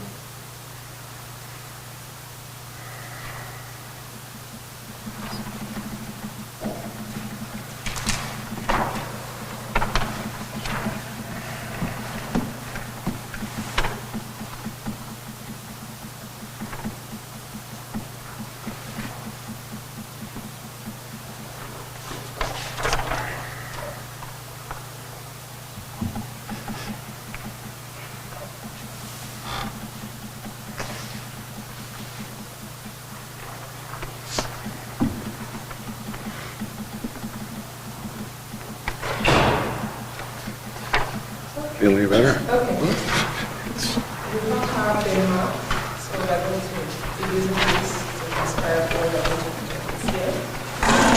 This is just a kind of our plan management that's going on this year. And the purpose is to identify the level of service that we want to provide and to compare it to the previous years. And the question is that, are we meeting the needs of our customers? Who are the customers? The council member as well as the citizen. Are we meeting the expectation in the past in terms of our service level? And do we need to change something, and what do we need to change? And if we are changing the level of service, it means we are changing the operational process. And if we are changing the operational process, there must be a financial implication for it. So that's just a summary of what we are going to share with the council this evening. And basically this will be how the presentation will go on. I'm just doing the part of intro, Sam will take care of the rest. So this will be the order, the snow preparation plan, the current situation of things now, and equipment readiness. Do we have our equipment ready to take care of the snow? And do we have any backup plan? Did we learn anything from what happened last year? Is there any new equipment, and what are the priority areas that we should get first? Do we need to do something special or different this year, and what are we going to do? So this is just a summary of everything. And the essence of this... Just a question, but can we get that on the camera? Can't move the camera, can't move. No. We'll walk away further than where it is. Okay. So we can't get that for the viewers at home? Probably put that on the website later. Okay. So this will be the agenda. And the essence is just to help the engineering department and the town in general to meet our goals, to be able to work together as an organization, and to identify and recognize our problem, and to continue to improve it. We are not saying this is the perfect one, but we are working towards perfection. So Sam will be able to explain to us, what do we do to become prepared for the winter? Thank you, Boyd. Yeah. So in order to be prepared for winter, some of the steps we take is we have our mechanics inspect all of our equipment, identify any potential issues ahead of time, ensure that they're rectified before the season starts. Obviously, ordering winter sand and ensuring our calcium inventory levels are at a good spot is very important. Also inspecting, sharpening, ordering blades for the equipment to make sure that all our cutting blades are good. Switching fleet tires over to winter tires is a big part of it. Also repairing the grader. We switched the blade from the grader to the larger blade and we installed the hydraulic gate once really. So where we at currently, the mechanics have completed their inspections of all the equipment. So currently all of our fleet is functional. We do have an aging fleet, so the fact our equipment currently sits in good working order doesn't mean that necessarily won't have breakdowns in the winter. That's going to be normal, especially in the dead of winter. We do have some remaining supply of winter sand, and we do have more salt coming to be you guys approve the next quarter. We ordered about 20% more this year than we normally order. We've often gotten requests from businesses around town requesting winter sand for parking lots, like at the hospital or different larger yards included HBR. So we want to be able to supply and maybe a little bit off that if possible. The calcium levels in our inventory are appropriate. Blades are all in good condition, and we have back inventory for the blades. They've started switching over the winter tires. The mechanics are ready, and the loader's on, and getting those switched over. The blade for the loader a couple weeks ago just returned from Excel after getting some work and some repairs. It is a little bit early. I wrote down it's a little bit too early, and after today doesn't feel it's a little bit too early, but the gate for the grader is not quite ready to swap just yet.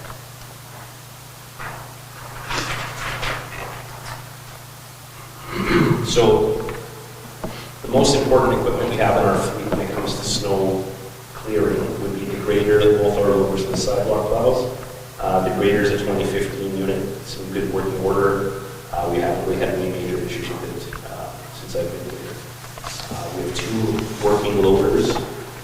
The 2000 Volvo is getting on the older side and needs to be seriously considered for replacing. That's kind of where our issue was last year. We have two sidewalk plows, both are currently functional. The older unit is a 1999 unit, so it's starting to reach its age and ready for retirement. So especially when we're working on doing a lot of downtown sidewalks added to our inventory, it's going to be important to make sure they're too functional. Are you calling the sidewalk blower, that's the sidewalk plow as well? Yes, sir, yes. Okay. So what is the other, like, so the 2000 Volvo, just for my information, and then what's the year of the other loader?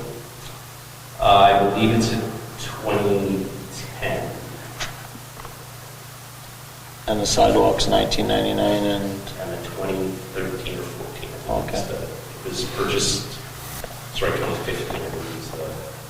So the newer sidewalk plows are in relatively good condition. And just in a typical life expectancy of this stuff, like what's normal? So I think 20 years on 25 years on a sidewalk plow, I think is pushing the outer limits. But I guess it's depending on how much maintenance and the hours you put on it. So the 1999 start to be on our radar for replacement in the near future. And about a grader, how long would you expect to have? I think it's around the same 20-25 year mark. So I think we can push the grader a little further. During budget, we'll bring our 10-year capital forward. We'll kind of lay all those things out. We'll kind of have maybe a deeper dive into some of these items. So last year, some of our experiences, we had an issue with our loader. Had to take it out of service in the middle of the winter. That was very problematic for us. We went and rented a loader out of Winnipeg. That caused us a lot of, some potential downtime and some issues there. And again, just pointing out that the additional sidewalks downtown are going to add additional strain to our level of service, and we'll probably end up requiring additional overtime for our staff. How big of an impact is that on your workload? Like, is it a 25% increase in workload, 10%? I would say 10 to 15 is probably a fair amount. The forecast, the predictions for this year are calling for less snow than last year, so. But if you were comparing it to last year, if it's, the number of sidewalks you got to do, it adds 10% more? 10%, yeah. Also, the level of service that you want to get down there, you can only do it in the early morning time when it's not as busy and not as big. Okay, so back to plan. So we've created some partial lists for some vendors where we can rent a loader, so we're ready to rent a loader if necessary. However, as you guys are aware, loader rentals are based on availability. So last year we were able to rent a loader in Winnipeg for a month. That cost us approximately $17,000. One alternative the CEO has kind of brought forward is if council would be interested in if we wanted to rent another loader to have a backup for the winter. For 4 to 6 months, you're looking at $75,000 to $100,000. We're still waiting on pricing for backups for the tandem and the grader. We're waiting on pricing. I'm currently working to put together a master document of locally available equipment and their individual rates. This won't be a quick process, but I'm sort of piecing it together. Reached out to the Highways Department and the RM because they have a little bit of experience putting these lists together. So I have a good starting point and a good base. Can you just go back? So if last year cost us 17, 17,000 for a month. If you got into even a long-term lease, wouldn't you, if you just leased vehicles, probably be less than a 4 to 6 month lease, eh? Yeah, we're going to explore all the potential, whether it's lease or... And what's a new loader worth? with attachments, I think they're pushing about 400,000. Would you need attachments if you retired your loader? Depends on what type of loader we purchase. We purchased one in line with what we have for our attached. That would look like that would be an equivalent, probably not. Some of the attachments, it'd be nice to buy like its own bucket, obviously, so that you don't have to continually switch out. And the idea of like I wouldn't want to retire the Volvo immediately. I'd want to put it to the landfill. So we did have a third loader at one point before I started with the town. I believe it was retired from the airport, on that, but I believe that's where it had come from. So having that additional unit there, because right now we have to share that loader with the landfill. So once it starts snowing, that becomes a priority. If we were able to slide over the landfill to kind of use it there for its end of life, we would have that additional unit to pull over during like winter storms and stuff like that.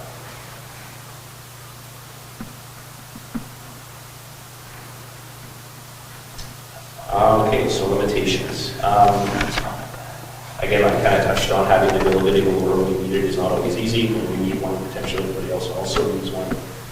Another issue that came up when we were trying to get a lower last year is the management team's ability for discretionary spending is currently still not inactive. So we need to wait for council's approval. Again, last year was a good example. I believe there had to be an emergency meeting of council called in order to give us the authority to spend that $17,000. So that Could we get a recommendation from administration on what exactly they're looking for there to help us start fixing that? Yeah. Yeah, so like I don't want us to say that council's a holdup, like you guys let us know what you need and then we'll approve it or not. I reached out to other municipalities to get what their municipalities. We had a meeting this week, just to have a discussion about it. I thought it was, well, actually, if you look at the actual bylaw, it's still active, that it's still there. Yeah, well, I can look it up and show you it is there, and I showed Laura, but we don't use it, but nobody's ever taken it out. So it's something that we can definitely improve upon. We can talk more about. I think we should both have some ideas for what would be appropriate ones. Areas of improvement and change from last year. The Public Works Foreman is exploring potentially renting a semi to help downtown snow clearing efficiency. Speaking with previous superintendents and some of our retired operators, the idea behind using a semi in the residential area was never thought of as a good idea. They're not very nimble, they don't move quickly, they don't get around really easily. So the tandems are like very appropriate for the residential area. However, we'd like to potentially explore this winter renting a semi to see if that does increase our efficiency in the downtown. Also areas that we'd like to improve. The fire department tarmac sometimes gets left behind, and that's not appropriate obviously, so we'd like to definitely do improvements in terms of keeping that clean and clear. The civic center, especially in the back and the front, we do have customers coming here all day, so we want to do a better job for that. And the Arena Wellness Center, that will be the most challenging one to improve the service on.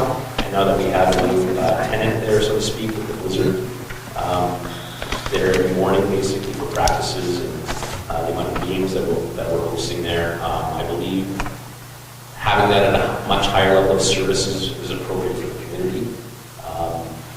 Now, whether we can achieve that, imagine your back lane hasn't been plowed and you're getting stuck in the ruts, and you see the town, sort of clearing the parking lot of the arena. The optics of that may not go over very well in the community, so we're trying to think of ways to improve that. Back lanes were something last year that some of the residents weren't too happy with. Getting the back lanes done in a timely manner not only is good for the residents, but also helps for safety for the garbage collection crew, as most of the garbage is picked up in the back lane. Another area that we definitely would like to improve is the walking path, especially behind the arena. That's a tough one to maintain as it gets direction there, so I get a lot of emails from the teachers who are not happy about that. And once you lose the walking path and this in the drifts, to recover it becomes very challenging. And then, It's a nice path. we definitely added some features last year and had to fix some boulevards, unfortunately, as well. So we definitely want to improve those areas. Well, you know, in a lot of places, communities, they plow their paths that way. We zigzagging all over the place and make it, Walking without even realizing it. with, to make it a little bit fun and, I do want to state, like, we're talking about level of service goal I mentioned in the beginning. I've been to a lot of communities, I've been to a lot of places in the winter, even cities. I do believe we provide a very good service and a very high level of service. If you drive in Thompson once, you'll know exactly what I'm talking about. Or Dauphin. Or Dauphin, especially in our side streets. The side streets in any major city are not getting plowed at all. So I do want to give our staff a shout out for all the hard work they do, all the long hours, all the overtime, all the early hours. So, I do believe we provide a very good level of service. yeah, and I guess the question on the level of service, Sam, is the level of service that we're delivering or what's expected or what our community members are expecting, are we meeting it? Or are we delivering too high of a level of service, then we should start ramping back and letting people know. Or if we're trying to maintain a level of service, or council on behalf of the residents expects a higher level of service, you need to let us know what you need to do to get there. Right? Just publish your cell number and you can let us know. My cell number feels like it's published some days, yeah. But a good example of this is what Councillor Hopper, and I believe all the council more or less agrees, is that we want the downtown to be plowed.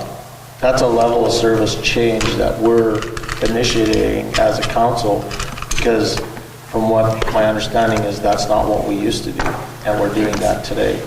With that comes the challenge and the costs and stuff, and we need to make sure that there's no barriers in your way for you to be able to deliver that service, and if there is, you have to tell us. Yeah, so it'll be a good learning experience this winter to see maybe there are things that we're not anticipating that we haven't seen yet. I think the arena is going to be... It'll be your biggest one. It'll be a big problem, and especially if you think like people are getting dropped off there for physiotherapy, right? So having a parking lot in this way, someone who's having accessibility issues and you're having to bring a wheelchair in, or so there's a lot of that. That's one of my big concerns, and prioritizing over our main drags in some of the areas is also problematic in different ways. So if you have all these priorities, which you do, and you can't do them all, right? So someone's going to be unhappy no matter what. Is it just out of the ballpark to go and ask another company to, you take this on because we simply can't meet all of these priorities at the same time? Is that like doable, or is that like, okay, well, we're just going to have to stick with our level of service because now my budget is just out of whack because it's just... So luckily we're moving into the new fiscal year pretty soon, so we can address that in the budget too. But that's a really good question.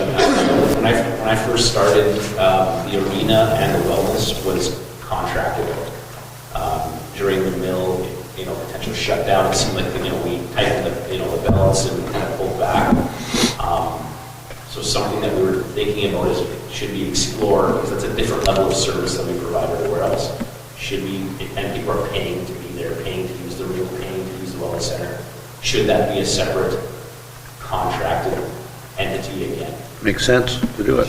Right, because you build that into your budget for those facilities, and the rate payers that use these facilities will ultimately compensate that thing. So, do you have any stats back to that day as to how much you used to cost that? So that was all done through the rec department, through the maintenance director, so I don't personally know what those numbers were, but we can definitely look back to see if we can find something. I don't think it would be like a horrible pile of money, like for a contractor to do the rec area there. find a contractor who's got the time to do it with the Yeah, tractor. that's probably the biggest part, is finding a contractor who has time to do it. Because I know like... The number of them is, sorry, I didn't mean to interrupt, but the number of contractors we have is starting to dwindle. Yeah. And the equipment is becoming more scarce. It seems like it's, so there might be a challenge of, I don't think exploring is a bad idea. See, I think like, it's worthwhile. maybe had we talked about this in June and July, where something like this, where a contractor could look at purchasing another piece of equipment, or somebody wanted to do it. One of the biggest problems right now in snowplowing and stuff like this is liability insurance. Like it's horrible pile of money that you have to be able to do it. But, yeah, I have no problem. I think that the arena and whatever is a great idea. The thing about it is the time. I guess I would say is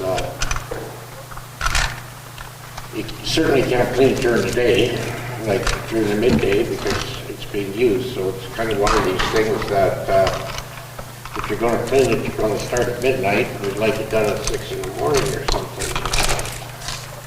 Yeah, we have a few contractors that are working in the area, potentially at the school. Like we want to explore it to see what it costs, and then we bring it forward as an item for budget, right? Like it'll fall in. Like by the time we have to worry about lifting snow, hopefully it'll be in the new year. So. And the comment that you made about using tandems over semis,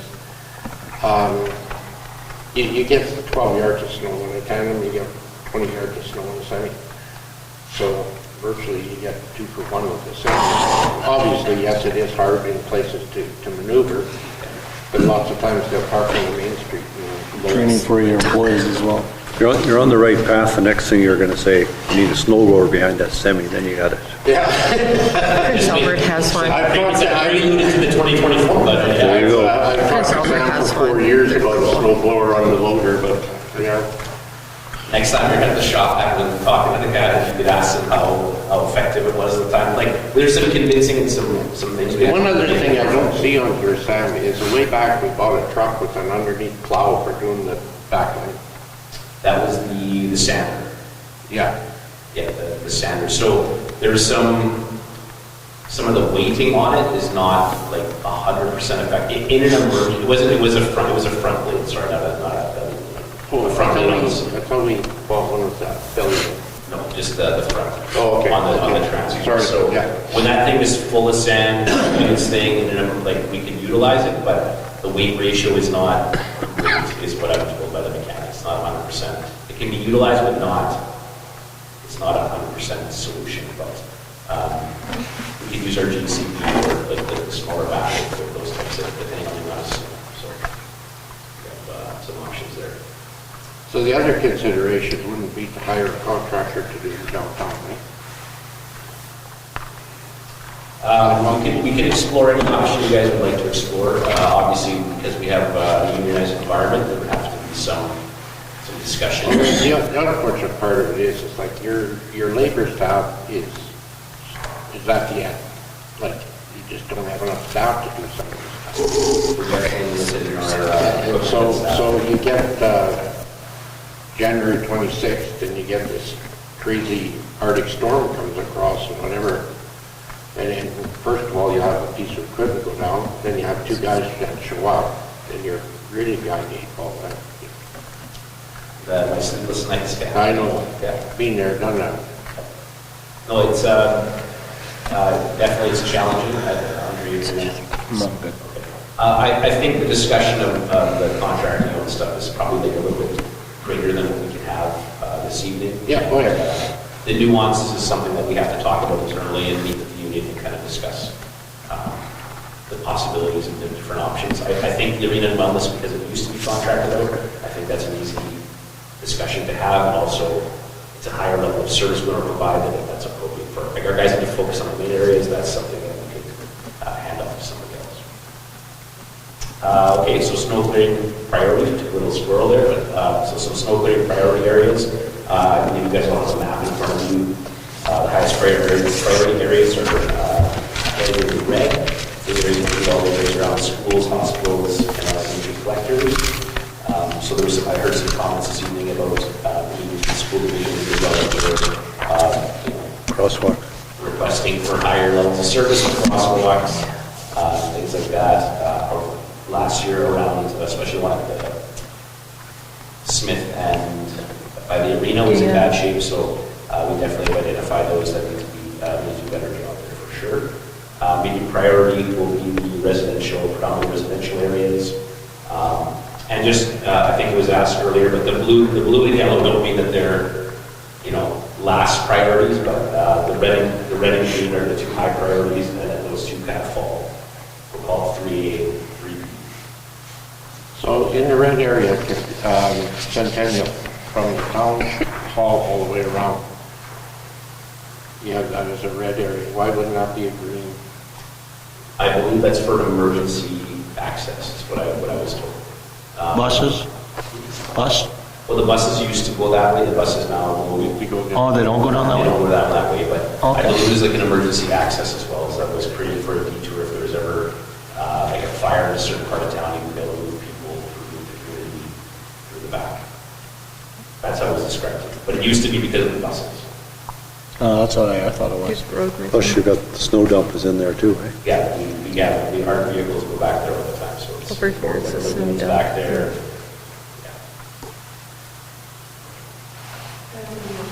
I live here. Gravel, I live here. Okay. There's no road to a get. horrible road. Road's missing to get to.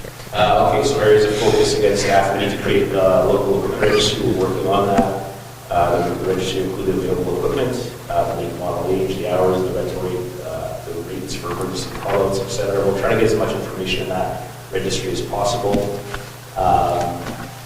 And for council to consider the proposal, I guess, that we're looking for regarding discretionary spending for the senior management staff to have a bit of leeway so we can continue to work to get things done as quickly as possible.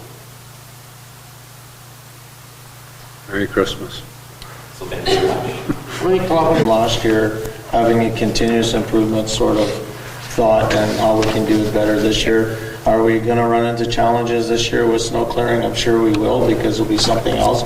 But the key thing is that we're always trying to get better. So this is a good step, and if there's things that council needs to do because there's barriers that we have in place that you guys can't effectively deliver services, you need to let us know as quickly as possible. So do you get many complaints about the speed that the snow clearing is done? And kind of a double hit question, and does it matter how fast you do it for how hard it's going to be if you don't do it fast enough, like the level of? The complaints normally about the speed, like if you meant, the equipment, or do you mean like the speed? Yeah, well, I'll get right to my real question. So this is the real question. So in some communities, they will put the big plows on the tandem trucks, and then you can go through 40 to 50 kilometers through your main. So if you use one of those trucks through your red areas, getting all those areas done, of course, you're going to piss people off because now the blade doesn't go up and down, but your main areas are done. So now you're going to satisfy the people who can get on the road. Now you go back with your other truck and hammer out all the stuff you put in there. Is that just kind of chasing your own job? It doesn't make sense because people don't really complain about how fast it's being. So something the crew has requested is a 84-foot loader, because when you put the grader in the middle, so you put the grader in the middle and you tandem it with the loader going at this with the angle blade at the same time, the amount that they can do, especially like get down Cathedral, for example, which is why they can hammer it very quickly. When we don't gate the driveways or the amount of phone calls the office gets, like when that gate is down on the grader, I'm not very popular at the office here. The volume of calls is incredible. They don't plow driveways in Winnipeg. They don't plow driveways in Winnipeg. But that's why I asked. So if obviously the phone isn't ringing off the hook because you didn't do it fast enough, which it clearly isn't, versus if you put the don't pull up the blade. So you're answering my question. Keep going the way it's going. Don't. Even in the back lanes where we don't even have the ability to drop the wing, the calls come in like literally demanding that we come back Okay. We have some fun months ahead of us to deal with some of the complaints that come in, but we try to do our best, we try to be as respectful. Doesn't the assistant handle all complaints now? 10 years in for a rude awakening, I don't want to scare him if he's watching. Not in the first week, not in the first week. Well, the front staff handle all that, and I have to buy them a lot of coffees in the winter just to kind of keep everybody happy. So are you going to do anything with off-road parking this winter? What's that? Are you going to do anything with on-street parking this winter? Because I know like several times the guys have come to do a street and they can't do it because... So we're trying to signage those streets that aren't like snow roads, so we'll be putting on the press like our release right away and reminding people, hey, these are the areas that are snow road. If you're parked in these areas between such and such hours, you could be towed if we're out doing clearing, especially for downtown. We've seen it a few winters where people have parked downtown and they plowed them in, and then the whole winter we have that ugly ridge in front of, I think it was in front of Whitefeather that one year. It was just brutal. And you can't recover from that until you... so you take a street like Duffer and that now compared to like a couple of years ago, like the whole street has parking all the way along it. There's only enough space for the loader. I don't... Yeah, so we usually will send the loader immediately, and once we get everyone done, those really narrow ones, like Keyway is really narrow, Duffer's really narrow, there's a few like that are quite narrow. We'll sign them and try to push them back. I guess it would be almost impossible to put out a thing that something like our garbage, like red area, blue area, green area, whatever. Don't park on those streets on your garbage day sort of thing. We've thought about that. There's a lot of education required for them to get to that point. Because even when the signs go up, the calls come in about, well, I was on shift work, like that's not fair, I was sleeping when you put the sign up. Like, so we deal with a lot of that. What you're doing works. Not everybody's going to move off the street. You're always going to find that. You go around them, they complain, they get plowed in, the signs are up there usually a good day before. I think you don't have to improve that. And if we make a mess and someone moves their vehicle, like they shuttle themselves out, they let us know, like as soon as we can come back, like we tell them, like, we can't come back immediately, we have to get everyone to like a certain level of service first, but we can send a machine out to kind of help. Because it's better for us too, for our garbage truck, for our staff too, so. Okay, anything else, guys? Thanks for that presentation, Sam. Look forward to having 0 complaints and no snow on the streets this year. I'm looking forward to putting in a nice hot holiday for most of the week. When are you going to Hawaii? I know, you're supposed to say, yeah, you will get that starting in June. And guaranteed June, between June and August. They're heating. All right, thanks a lot. So destination marketing, we already talked about that, terms of reference. Anybody have any concerns with that? No. So bring a resolution adopting it next meeting? Yeah? Proceeds of crime, AMM, you want to... I think, well, I can talk to you a little bit about it. So what ends up happening at AMM is that once your resolution is 2 years old or 4 years old, I can't remember off the top of my head, it just automatically drops off their list. And if you want to resubmit it.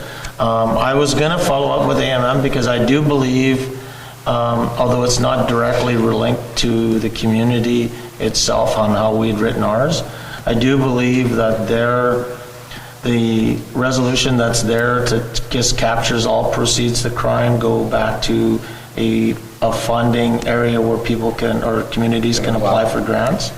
I think that might be better for us, but I'll follow up a little bit on that, Jen. But the only thing is, like you said, it came off there, and if we disagree with it, all we have to do is submit another resolution. It's kind of like the opposite of communities getting revenue from the lottery machines. Communities that don't have lottery machines still get a piece of the pie. Yeah. Yeah, so.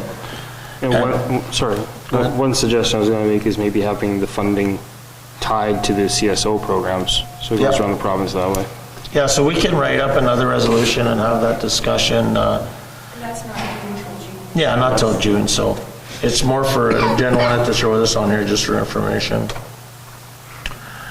Okay, 2022 audit report, everybody had a chance to look at that? So just really wanted to make sure that, you know, from our audits, that we have actual actions coming on the findings based on the audit reports. Still a bit of a concern around the field tracking, as well as the timeliness of bank deposits, so thank you. Yeah, I was going to comment on that. Question I'd be asking is, why weren't the deposits put in on time? Should be like a daily thing almost, guaranteed every second day. The overpayment of source deductions, did they use the wrong line when they're doing for somebody's, how did that happen? Normally you don't send the government more money than you have to. Payroll deductions and remittance.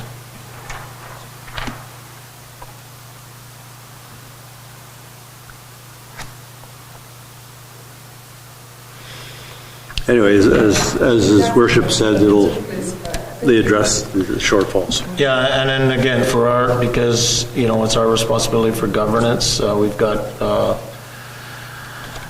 these things coming off of the audit letter, management letter, so we should just keep them in front of us to make sure we're aware of them and that they're being tracked and we're removing any barriers that might be in place. Okay, if there's nothing else with that, thanks for that information from Laura. And again, if we need anything. Board of Revision being rescheduled December 5th. No concerns? Okay, no problems with that. Yeah.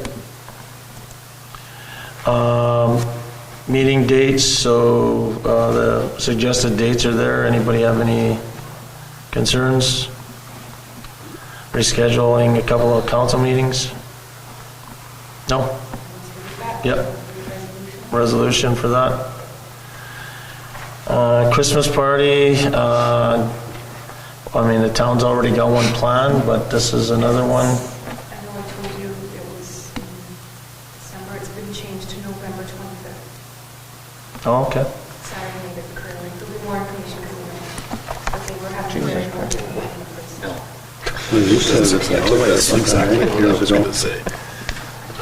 So November 25th? So then could we do a joint one with the chamber then? Well, I think it would be a good idea, like if we're chamber members, like I don't know what they're looking for.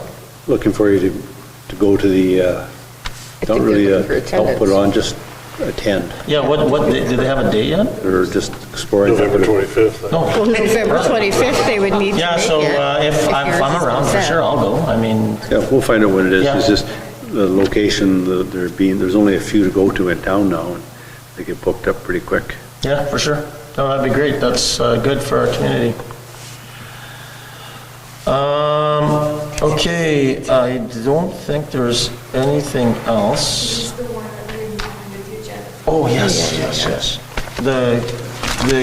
We already, this is just we've got to have any ideas of what's going to go to AMM to discuss with ministers. So, I mean, my suggestion would be we want to talk to Minister of Health, Minister of Infrastructure, Minister of Health we want to talk to about local healthcare. Tourism, the migratory game bird thing, maybe a new government, they might want to change that back. Minister of Infrastructure, when you want, because we have to cover what we have. Yeah, we got till the 7th though. Because I just seen this today and what else? Yeah, I know, yeah. So what I was gonna do is I can put some notes together, I can email council just to say, here's who we want to talk to, or, yeah, well, I email council so they're aware, I'll send it to BOA.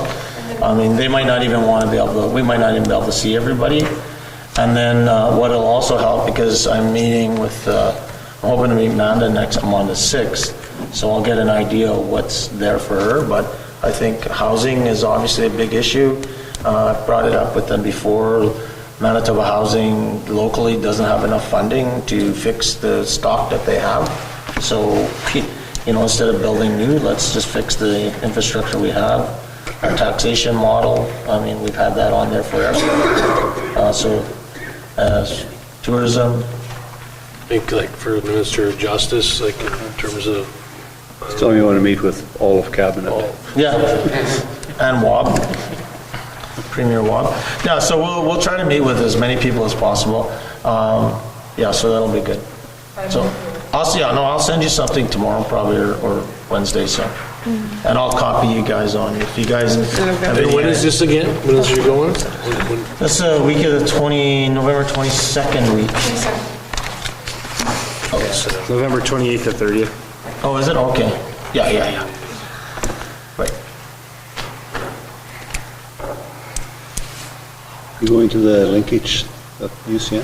I'm planning on it, yeah, I have a medical thing right now that I'm trying to get out of, so. But yeah, my plan is, linkages next week. I think Bola's going as well. We're all registered up. Jonathan will be there from the CDC. And that's all I had, but I do have one thing in camera, if I could just, and it's just something quick, and I don't want you guys in it, so it's for council. And we don't need Jonathan anymore, so, and there won't be any action coming out of it. It's more of an information share. Okay, so be resolved that we now move ourselves in the in-camera portion of the committee of the whole with Mayor Burke and the chair to discuss matters requiring our attention. Thanks for coming, Josh. Jen will be 1 minute, 2 minutes. I meant to mention it earlier, and it seems that we got it.